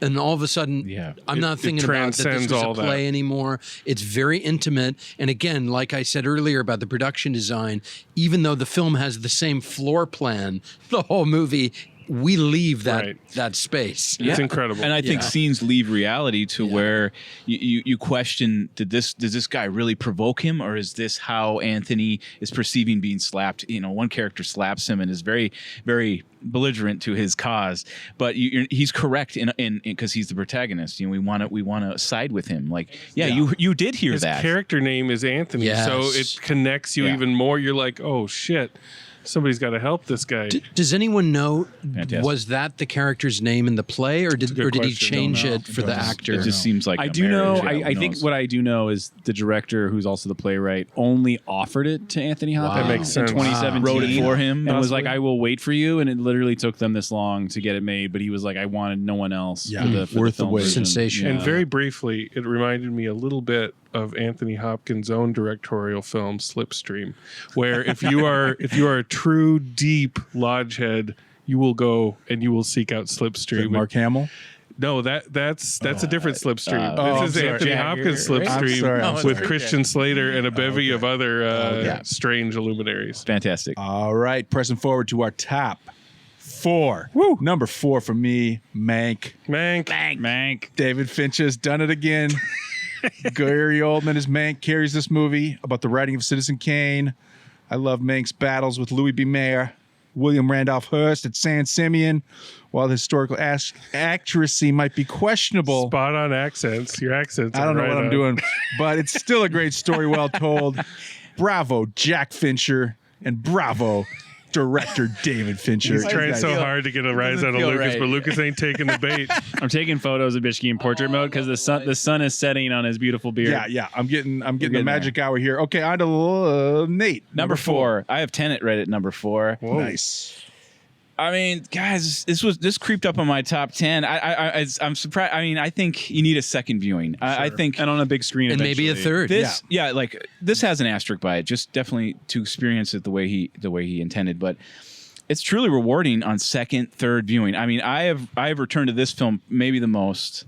How many than some of times? the other ones. 3? Well, I watched it twice in a Same. row at a drive-in. So that 7 o'clock showing, and then I was like, and May fell asleep. My wife fell asleep. Yeah. While I watched it again into the darkness, and the film felt like a palindrome in that way, where you can watch it end to end, and it's still very rewarding. I think a lot of praise gets thrown at Nolan, and I always like roll my eyes when I hear that. But this is someone who's trying to find these little nuggets of unexplored cinema. It's true. And magic. I mean, I don't know. The thing about Tenet that is really exciting is you become an active participant in how something is viewed. And I'm speaking directly to the reversed material or the reversion material. Yeah. It's a purely cinematic experience. To watch something go backwards is how you would view it. Is how you would view it. So what I think is the viewer he's asked you to participate in a lot of ways. It's a very complex story, but it's all very well thought out. So on repeat viewings, I think these kind of films are more rewarding to me as I mature in my film viewing. I want films I can return to and not just be digested and move on. So that they can capture my attention is really rewarding. There's a couple of great things. Elevated star making turn by John David Washington. Mm-hmm. We've been calling him JD because I just can't. He really brought the cool in this movie. And I mentioned my big snub of the Oscars is the soundtrack, the score by Swedish composer Ludwig Göransson, who gets honored for Black Panther just to show you how diverse his career is. He created a score very early on in the process with Nolan to kind of capture reverse harmonics. I mean, I just really want you guys to experience how that told a story for me and created a lot of the emotion that's within Tenet. And it's an essential part of the viewing for me. That's the score. The score. Yeah. Excellent. And why it got snubbed for Oscars, who gives a shit? To me, this is one of the better ones of the year. Gives a shit.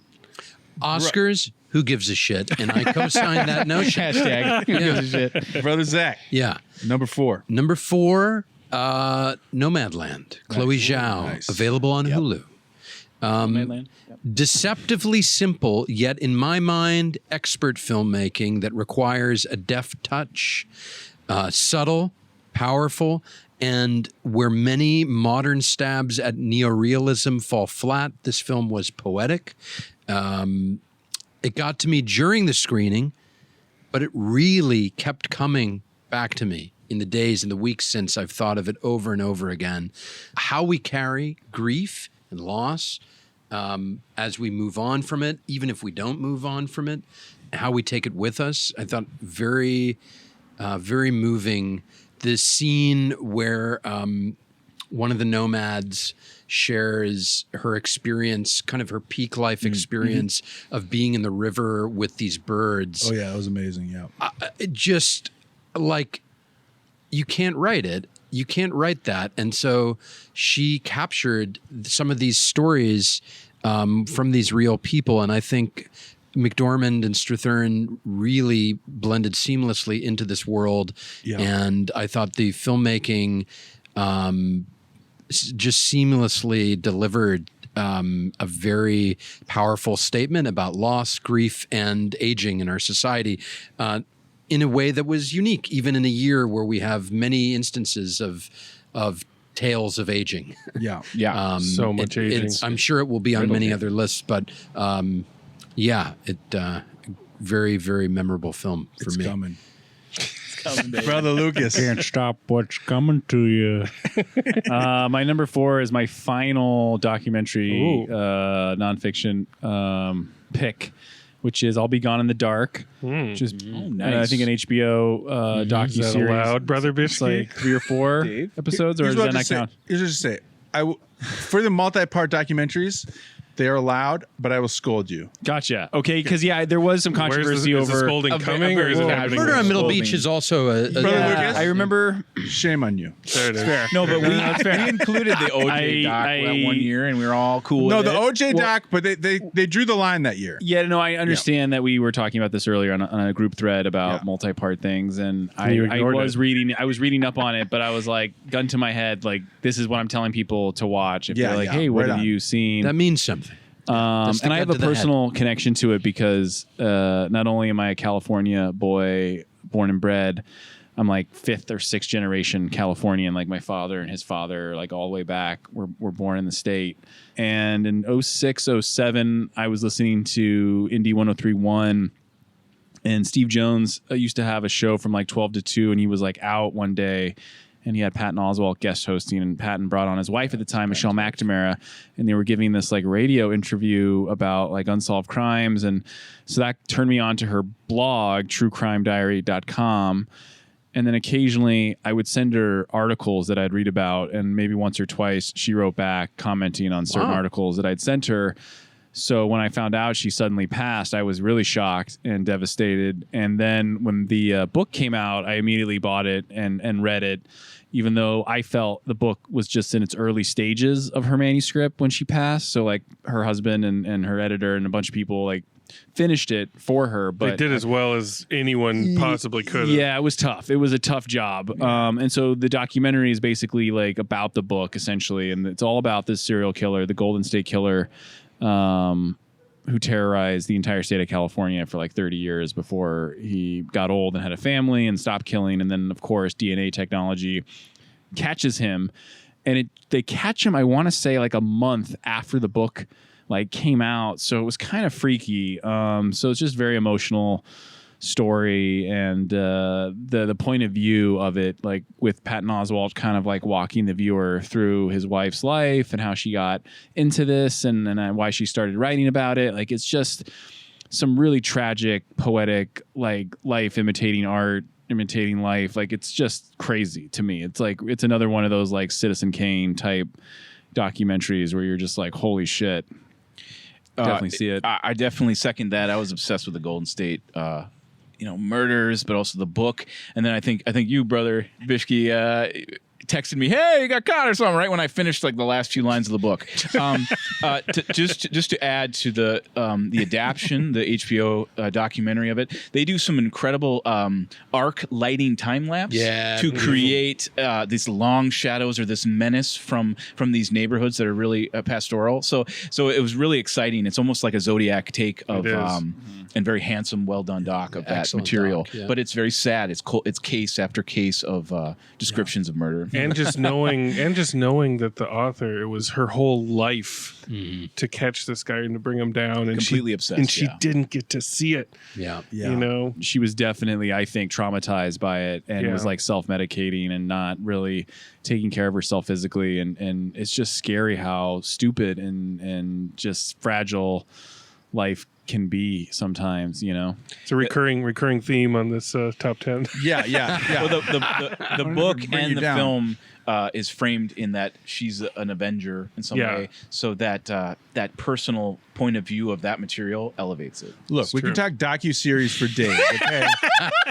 Tiger King. You want to talk about Tiger King? Oh, no. You want to talk about the last... He's giving me the evil eye. You want to talk about the Last Dance? You want to talk about Tiger King? Well, here's the thing. You want to talk about we're moving on. Jeffrey We're moving on. Epstein? We're moving on. Okay, And moving I on. took that personally. Yeah.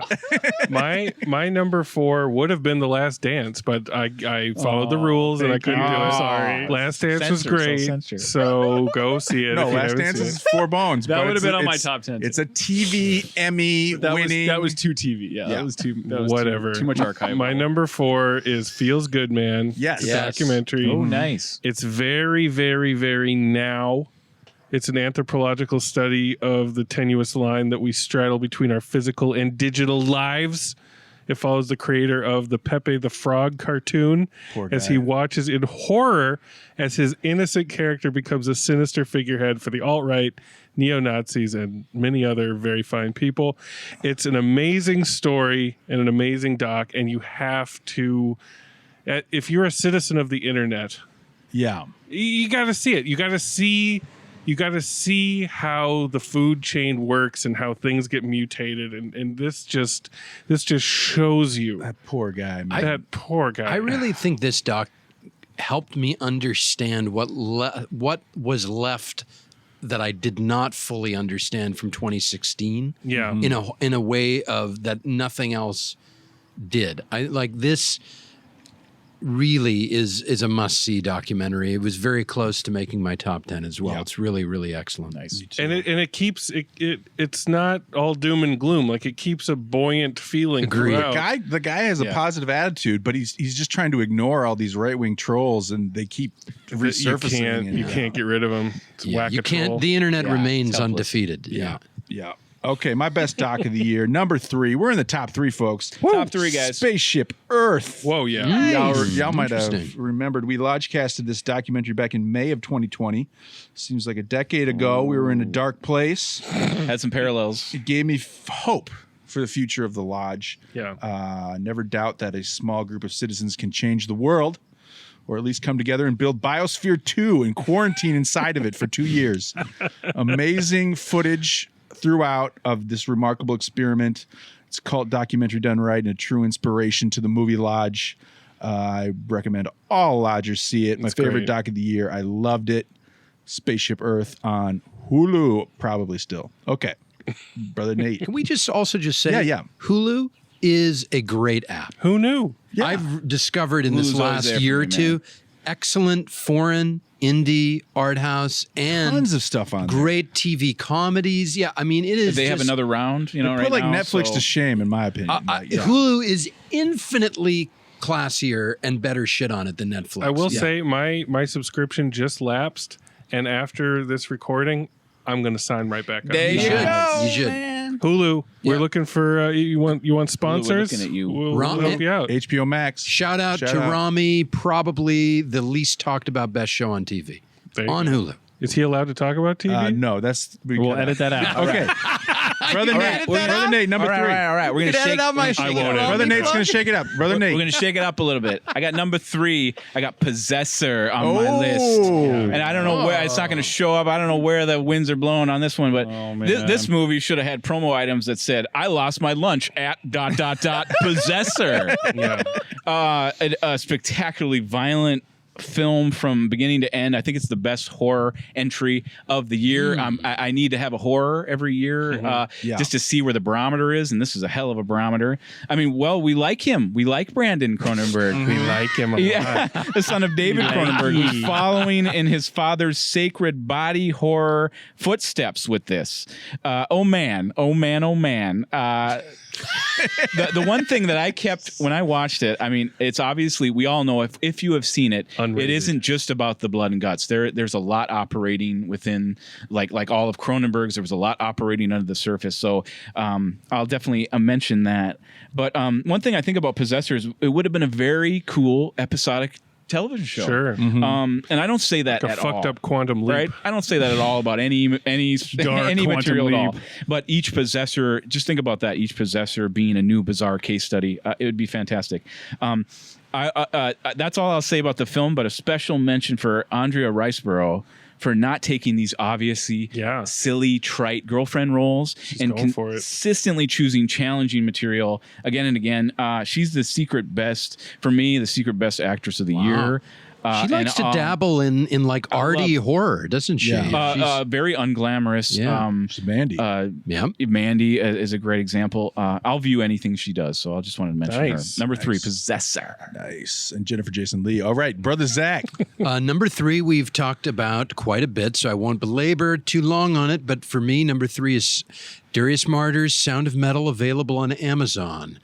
Concise, visceral, strong example of film as a medium, providing an immersive experience for the audience to experience life in the shoes of someone else, in this case, forced to re-examine their own identity in the face of tragedy. And I think it's a great example of why film is the ultimate art form for being able to culture empathy and understanding like no other art form and can do. And I think this is a great example of why that's the case. I think you, Nathan, you were saying earlier about you were looking for movies that really put you in the mind, in the headspace of the main character. And obviously The Father does that, but Yes. I think Sound of Metal, Nomadland does that too, I think. But Sound of Metal really it's so economically puts you in Riz Ahmed's character's mind. You know, even in the opening moments where you're just seeing his daily ablutions that he goes through, and for then sure. 4 or 5 minutes into the movie, he goes through them the second time, and his hearing is fucked up. Yeah. And you immediately are like, you remember, oh, he makes his shake, he does his push-ups, he brings it, like, and you see his whole life in an instant changes. And then the repercussions of that is the rest of the movie. And Paul Raci and Riz Ahmed, year best performances, just a really excellent film. And I haven't read a ton about the making of it, but it sounds like it was a decade plus journey for the filmmaker to get this movie made. And yeah, I believe they had a separate pair of actors. I won't mention who they were, but you interesting. can look on the internet who they had forever, and now it's switched. Okay. And it's kind of hard to imagine. Yeah, it is really. Was it Ryan Gosling? Without Riz. It is really a movie that you just can't imagine. It's amazing when someone like Riz in this role, you can't imagine anyone else in it. So I would be curious to see who it was. But anyway, number 3, Sound of Metal.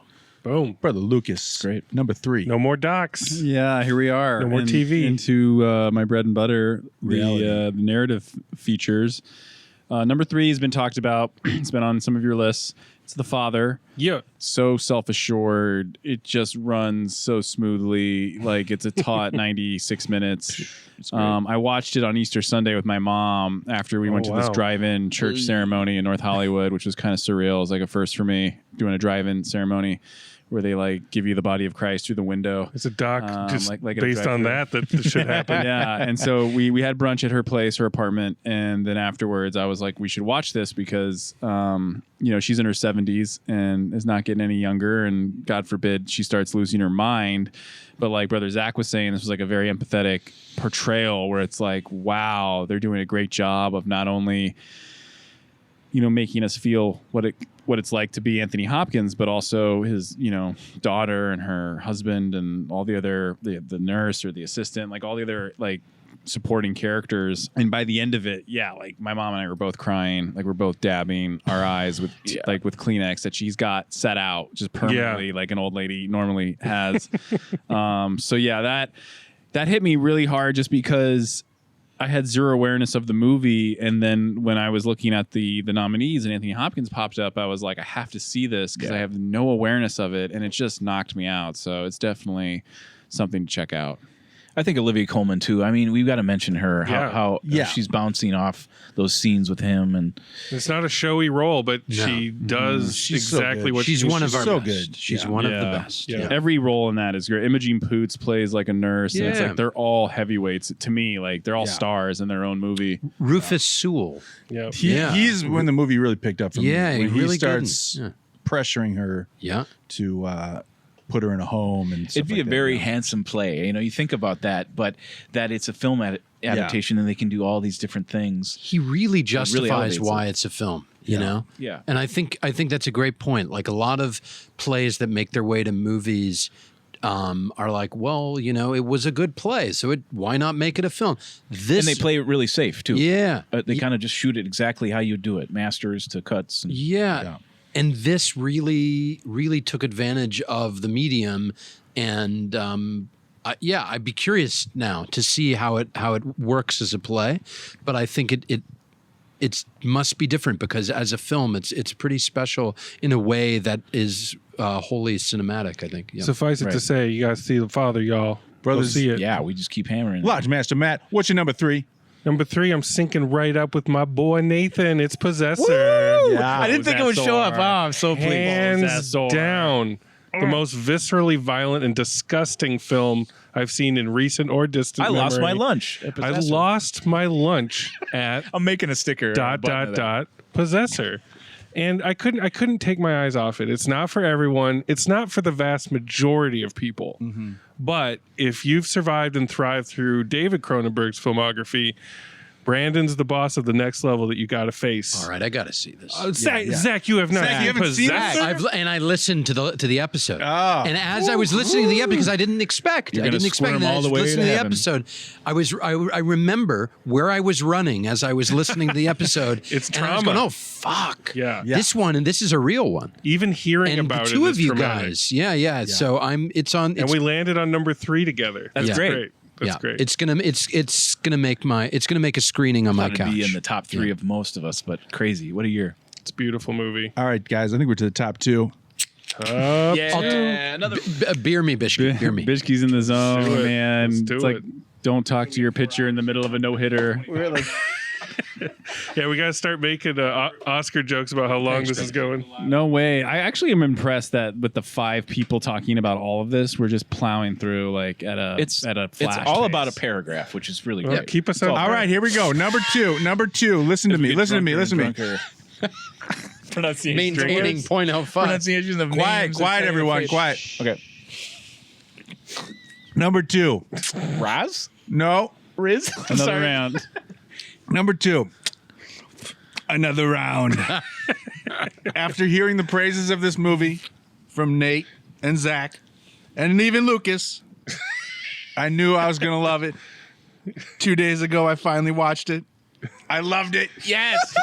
Yes, Bish. Drink it. Take a swig. So the audio hears it. I don't think there's been a good life-affirming movie about alcohol.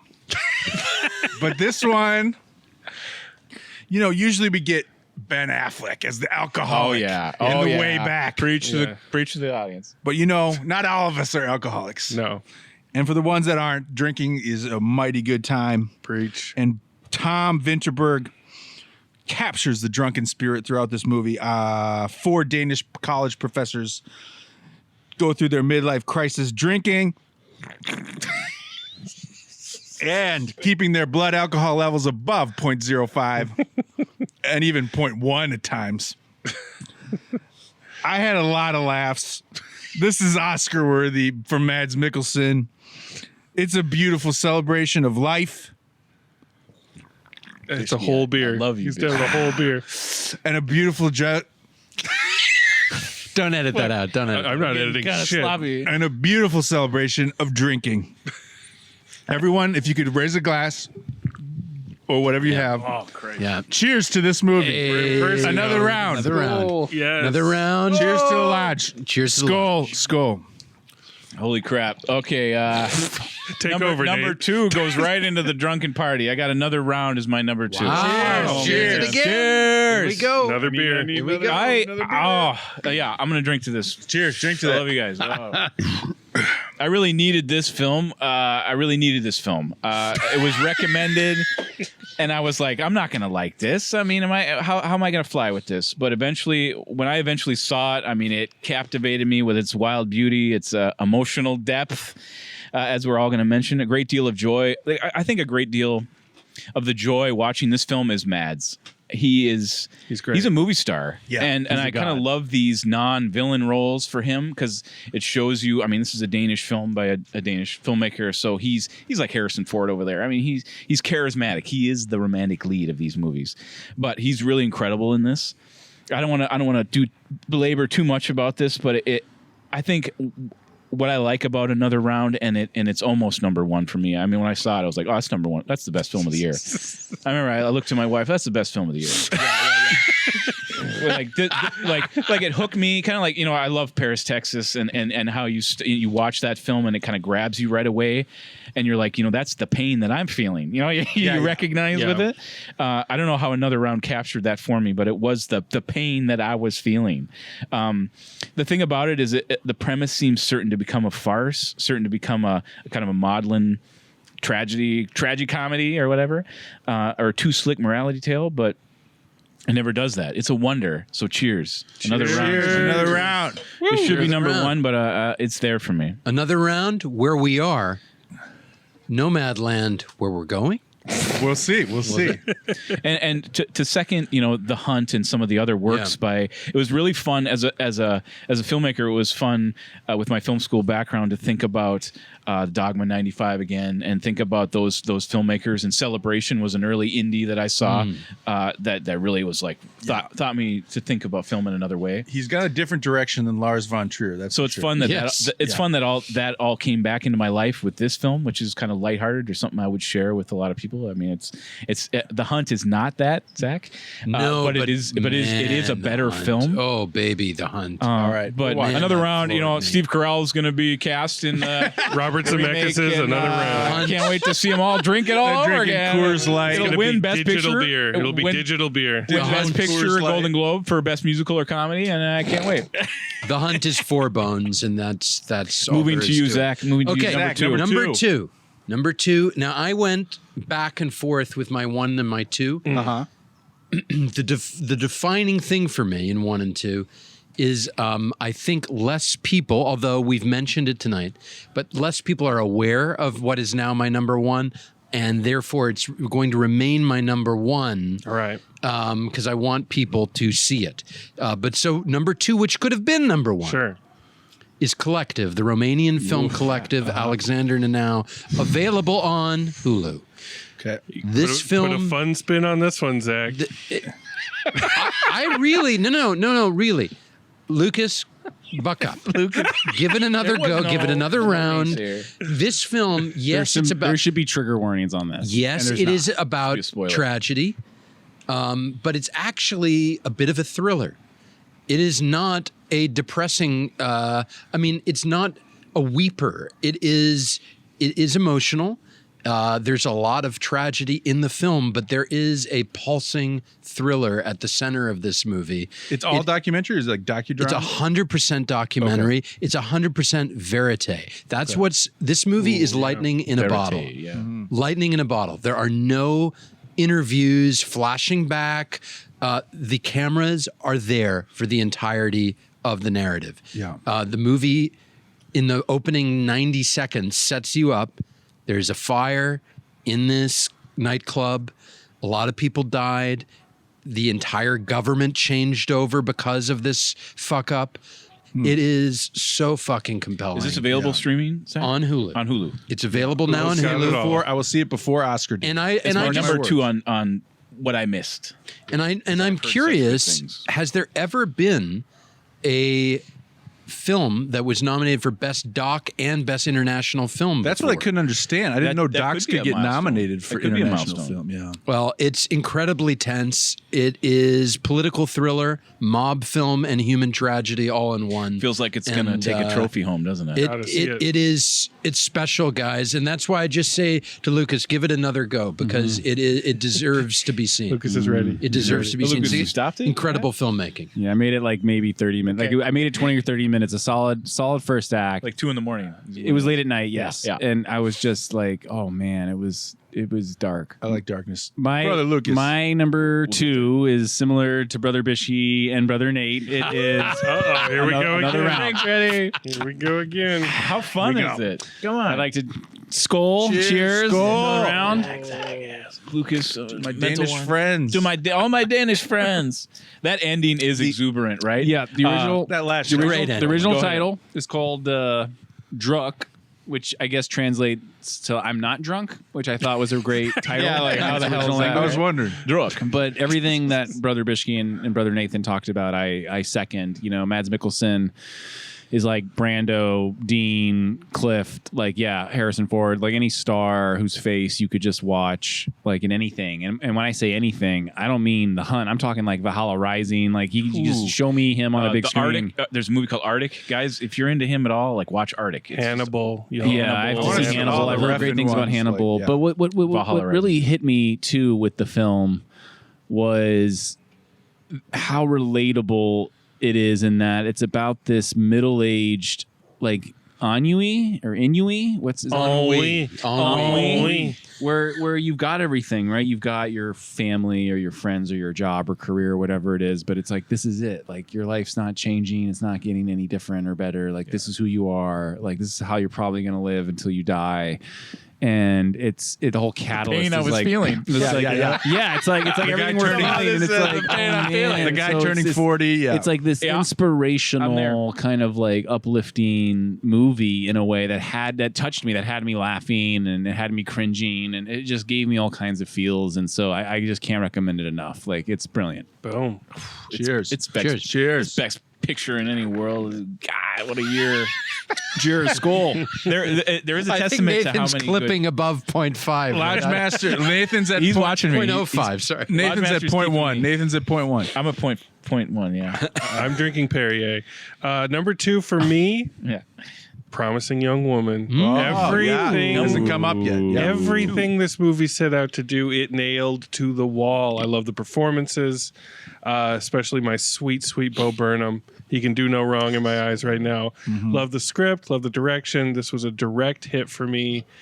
I don't. We've covered it. I loved it. I gave it a rare 4 bones on the podcast. Certainly did. Yeah. And it's right up there. Promising Young Woman. You guys Hasn't see shown it. up on our list. Catch the fire, y'all. All right, we're down to it. Carey Mulligan might win Best Actress. Yeah. Who knows? No. Hey. Who knows? Who knows? God only knows. Okay. Allison Brie, Yes. deadly funny. in that Everybody. movie. Allison Everybody's Brie. Oh, yeah. Yeah. Yeah. In Okay, her first number scene. 1. You know, last year I picked a movie that won Best Picture and was a critical favorite. It was called Parasite. Yeah. This year I'm picking a movie that was a critical darling, Uh-oh. and it won It's going to win Best Picture. Oh, Jesus. It's called Nomadland. I hate the champion of film so lauded. yeah. But when it comes up to a movie this good, I can't really say there's a lot of competition, in my opinion. I wish we would have done a Lodgecast on it because Lodgemaster and I have had some words about it. As have I with the Lodge. And I would, Had and I would commented love on to it. hear Lucas's thoughts on it at another time.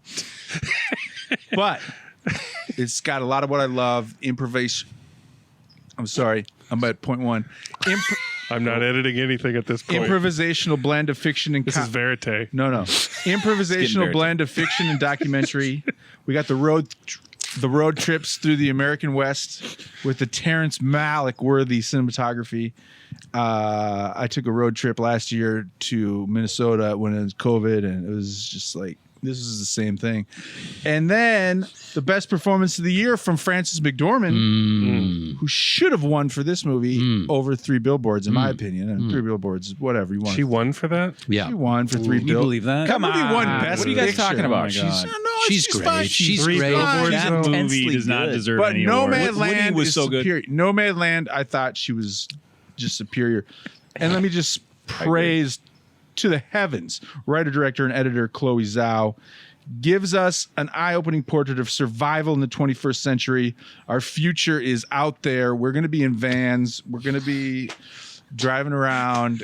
And so, you know, save your pennies, but it's just that's where we're going to be. What did So- I? But I think really, another round is not where we are. Another round's where we are. Nomadland is where we're headed. Nomadland is where we're all headed. Or to the villages. To the villages, please. Please to the I don't know. No, now I told the lodge master I was having nightmares after that movie. I almost prefer shitting in a bucket. Those are I went to worthwhile. bed that night and I rolled over. I turned to my wife and I said, I don't want to go to the villages. I don't. She said, you're not going to the villages. I said, I don't want to go. I want to go to the villages today. Well, the lodge master told me, he said, I think that me and Bischke would clean it up at the villages. We're going to do He said, we would be the karaoke ones- night. karaoke night at the coming. villages. It's coming. Every night. It's coming. Okay, Zhao deserves to win all the Oscars. Zhao, I think. Zhao. Zhao. You're still going. I don't know. So give it up. Let's move on. Number 1, Nomadland. Take it home. I love you. Good night. Oh wait, hold on, brother Zach, Nathan. Drop the mic. Brother Nathan. Well, we're in a hive mind or something because number 1's Nomadland for me Yes. as well. Yeah, like I feel that little knee jerk, like why am I praising this movie that's all this praise? But I had a different experience. I saw The Writer by Chloe, which was incredible. And it was it's this tone poem. I mean, it is a genre that we're very familiar with. Yeah. And then when I heard like she's going to work with Frances McDormand, I was like, wow, I'm going to see the shit out of that. I remember that. I remember having that thought. Many people have tackled this style. Even Terrence Malick, you're saying that the king, the originator of this style, has returned to this drifting poetic. You know, with mixed results. I look at A Night of Cups and To the Wonder as big snoozers in the genre. Night of Cups. K-Cups. I feel like Chloe brings a strong, new, fresh vision to this. I love the way it's shot. I mean, Joshua James Richards, they kind of glide the camera around, and it feels kind of lyrical, but also feels like it never loses the truth and the grit of what they're depicting or the world that they're depicting. Yes, and as a viewer, I was like, I haven't seen this world, explored really. How these people live.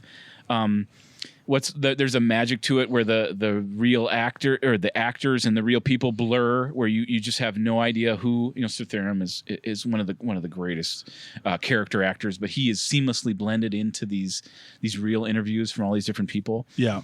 And that isn't easy to capture. So I think she's really masterful, and I'm really excited to see what she does.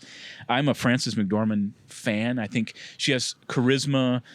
She has charisma that has been in certain features like Fargo and through the years have crept out. But with this character Fern, I think there's something really likable about her and something that's really real.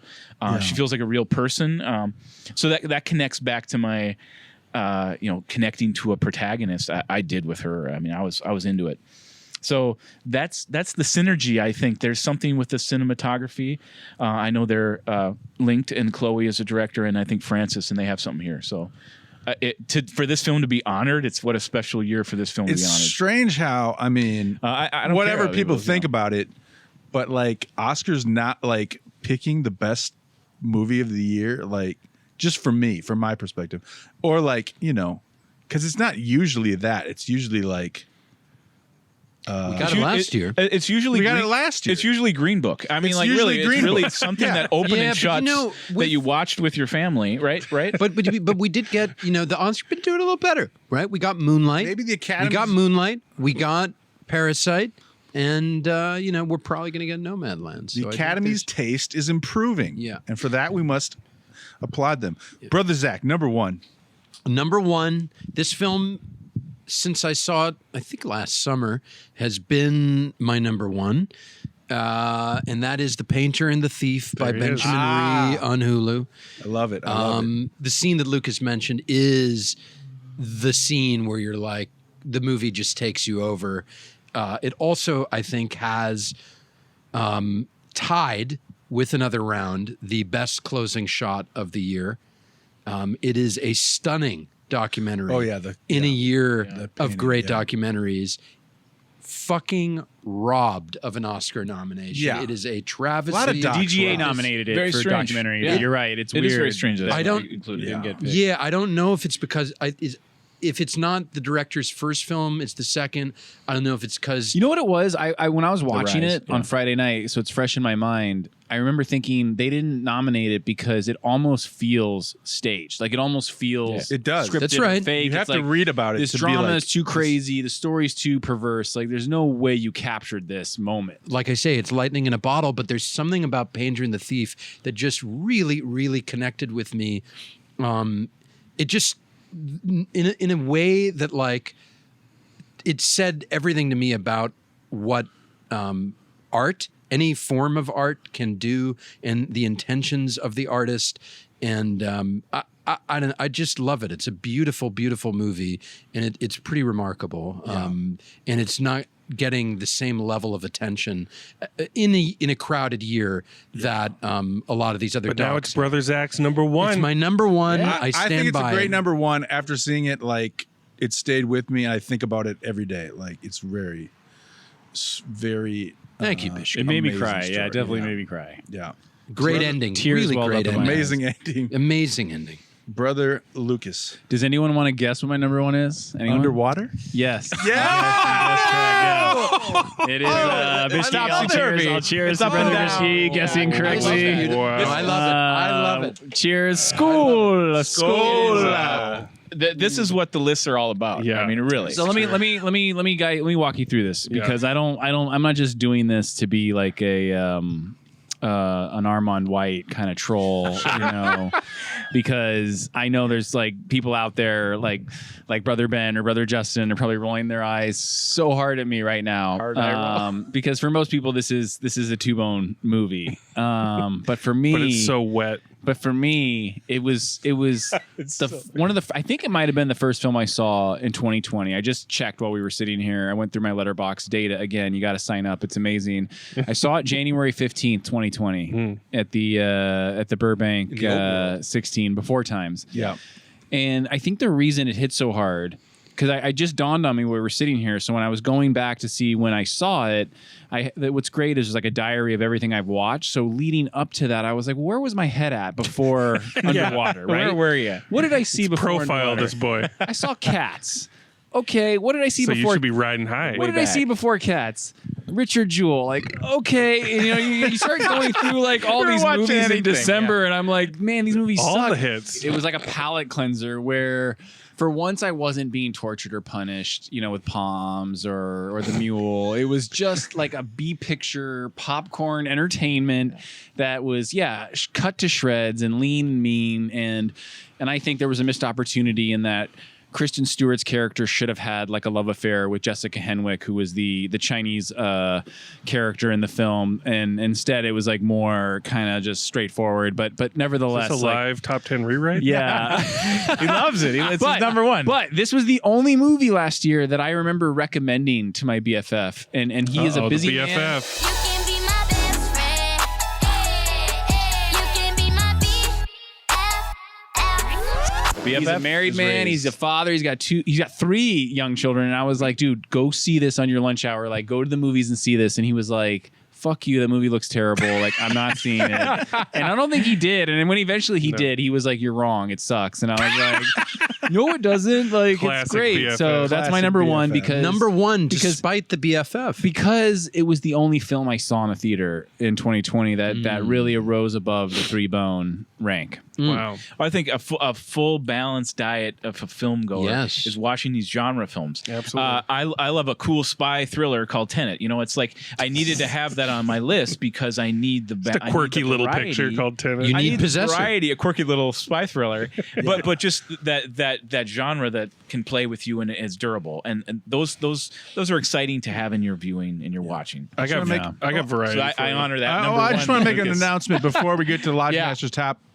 Lucas just completed his top 10. That's Thank full you. completion. We Top got it. 10 That's 2020. I'm going to send over this prize. Let's open this I up. would like you to open it right now. Yeah, it's, we'll it's a open it beautiful live. gift that's got a Muhammad Ali. Yeah, I wrapping thought that was the paper. champ. The It's Muhammad got the Ali champ on wrapping it. paper. Black and white is- photo of the champ. Because you're a champion. You're the champ tonight. You're champ. I'm unwrapping it.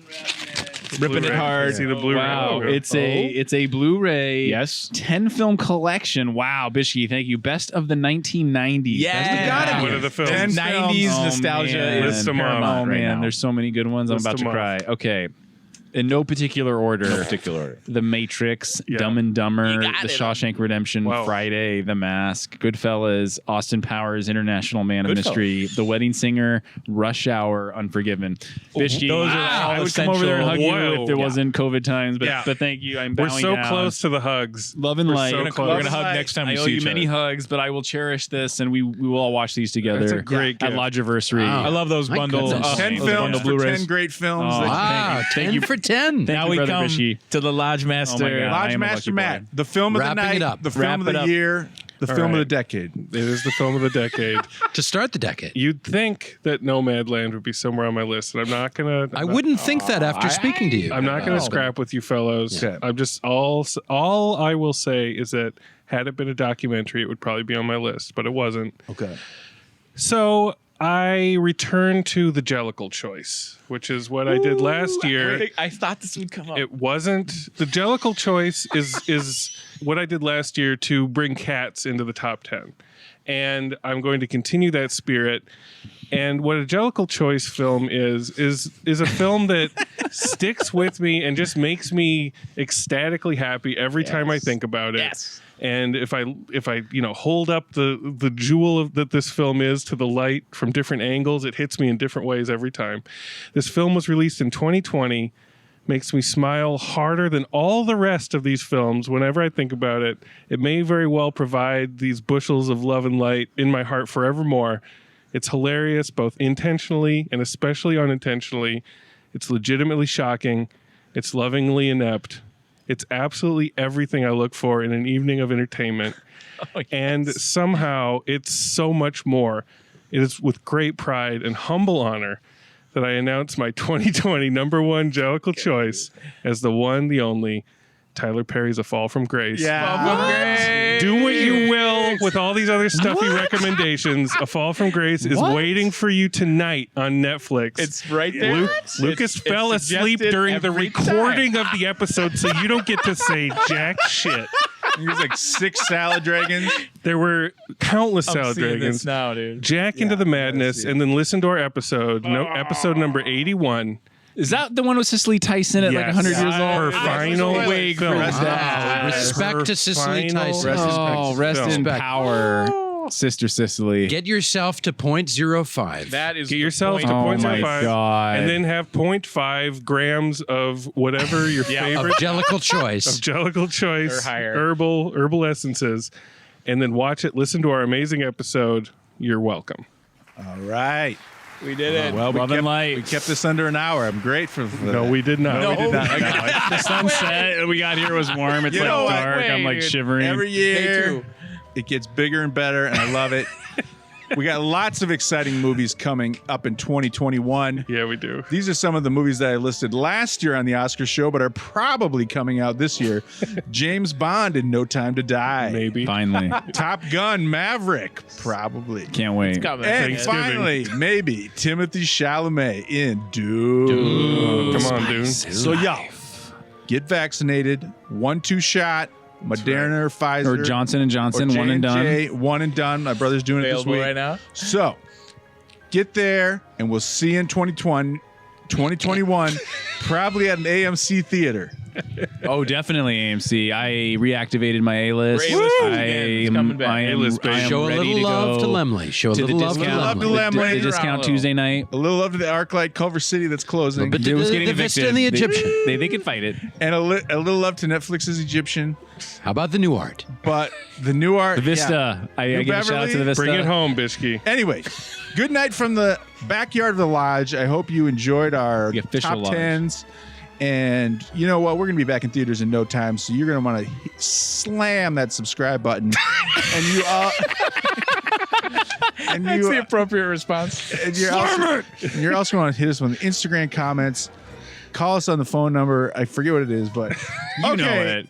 Thank you for the hot from Thank the you, Brother lodge. Bischke. Brother Bischke. Brother. Woo! Tapping in for another round. Thank you, and we'll see you on Oscar night tonight. Woo! We did it.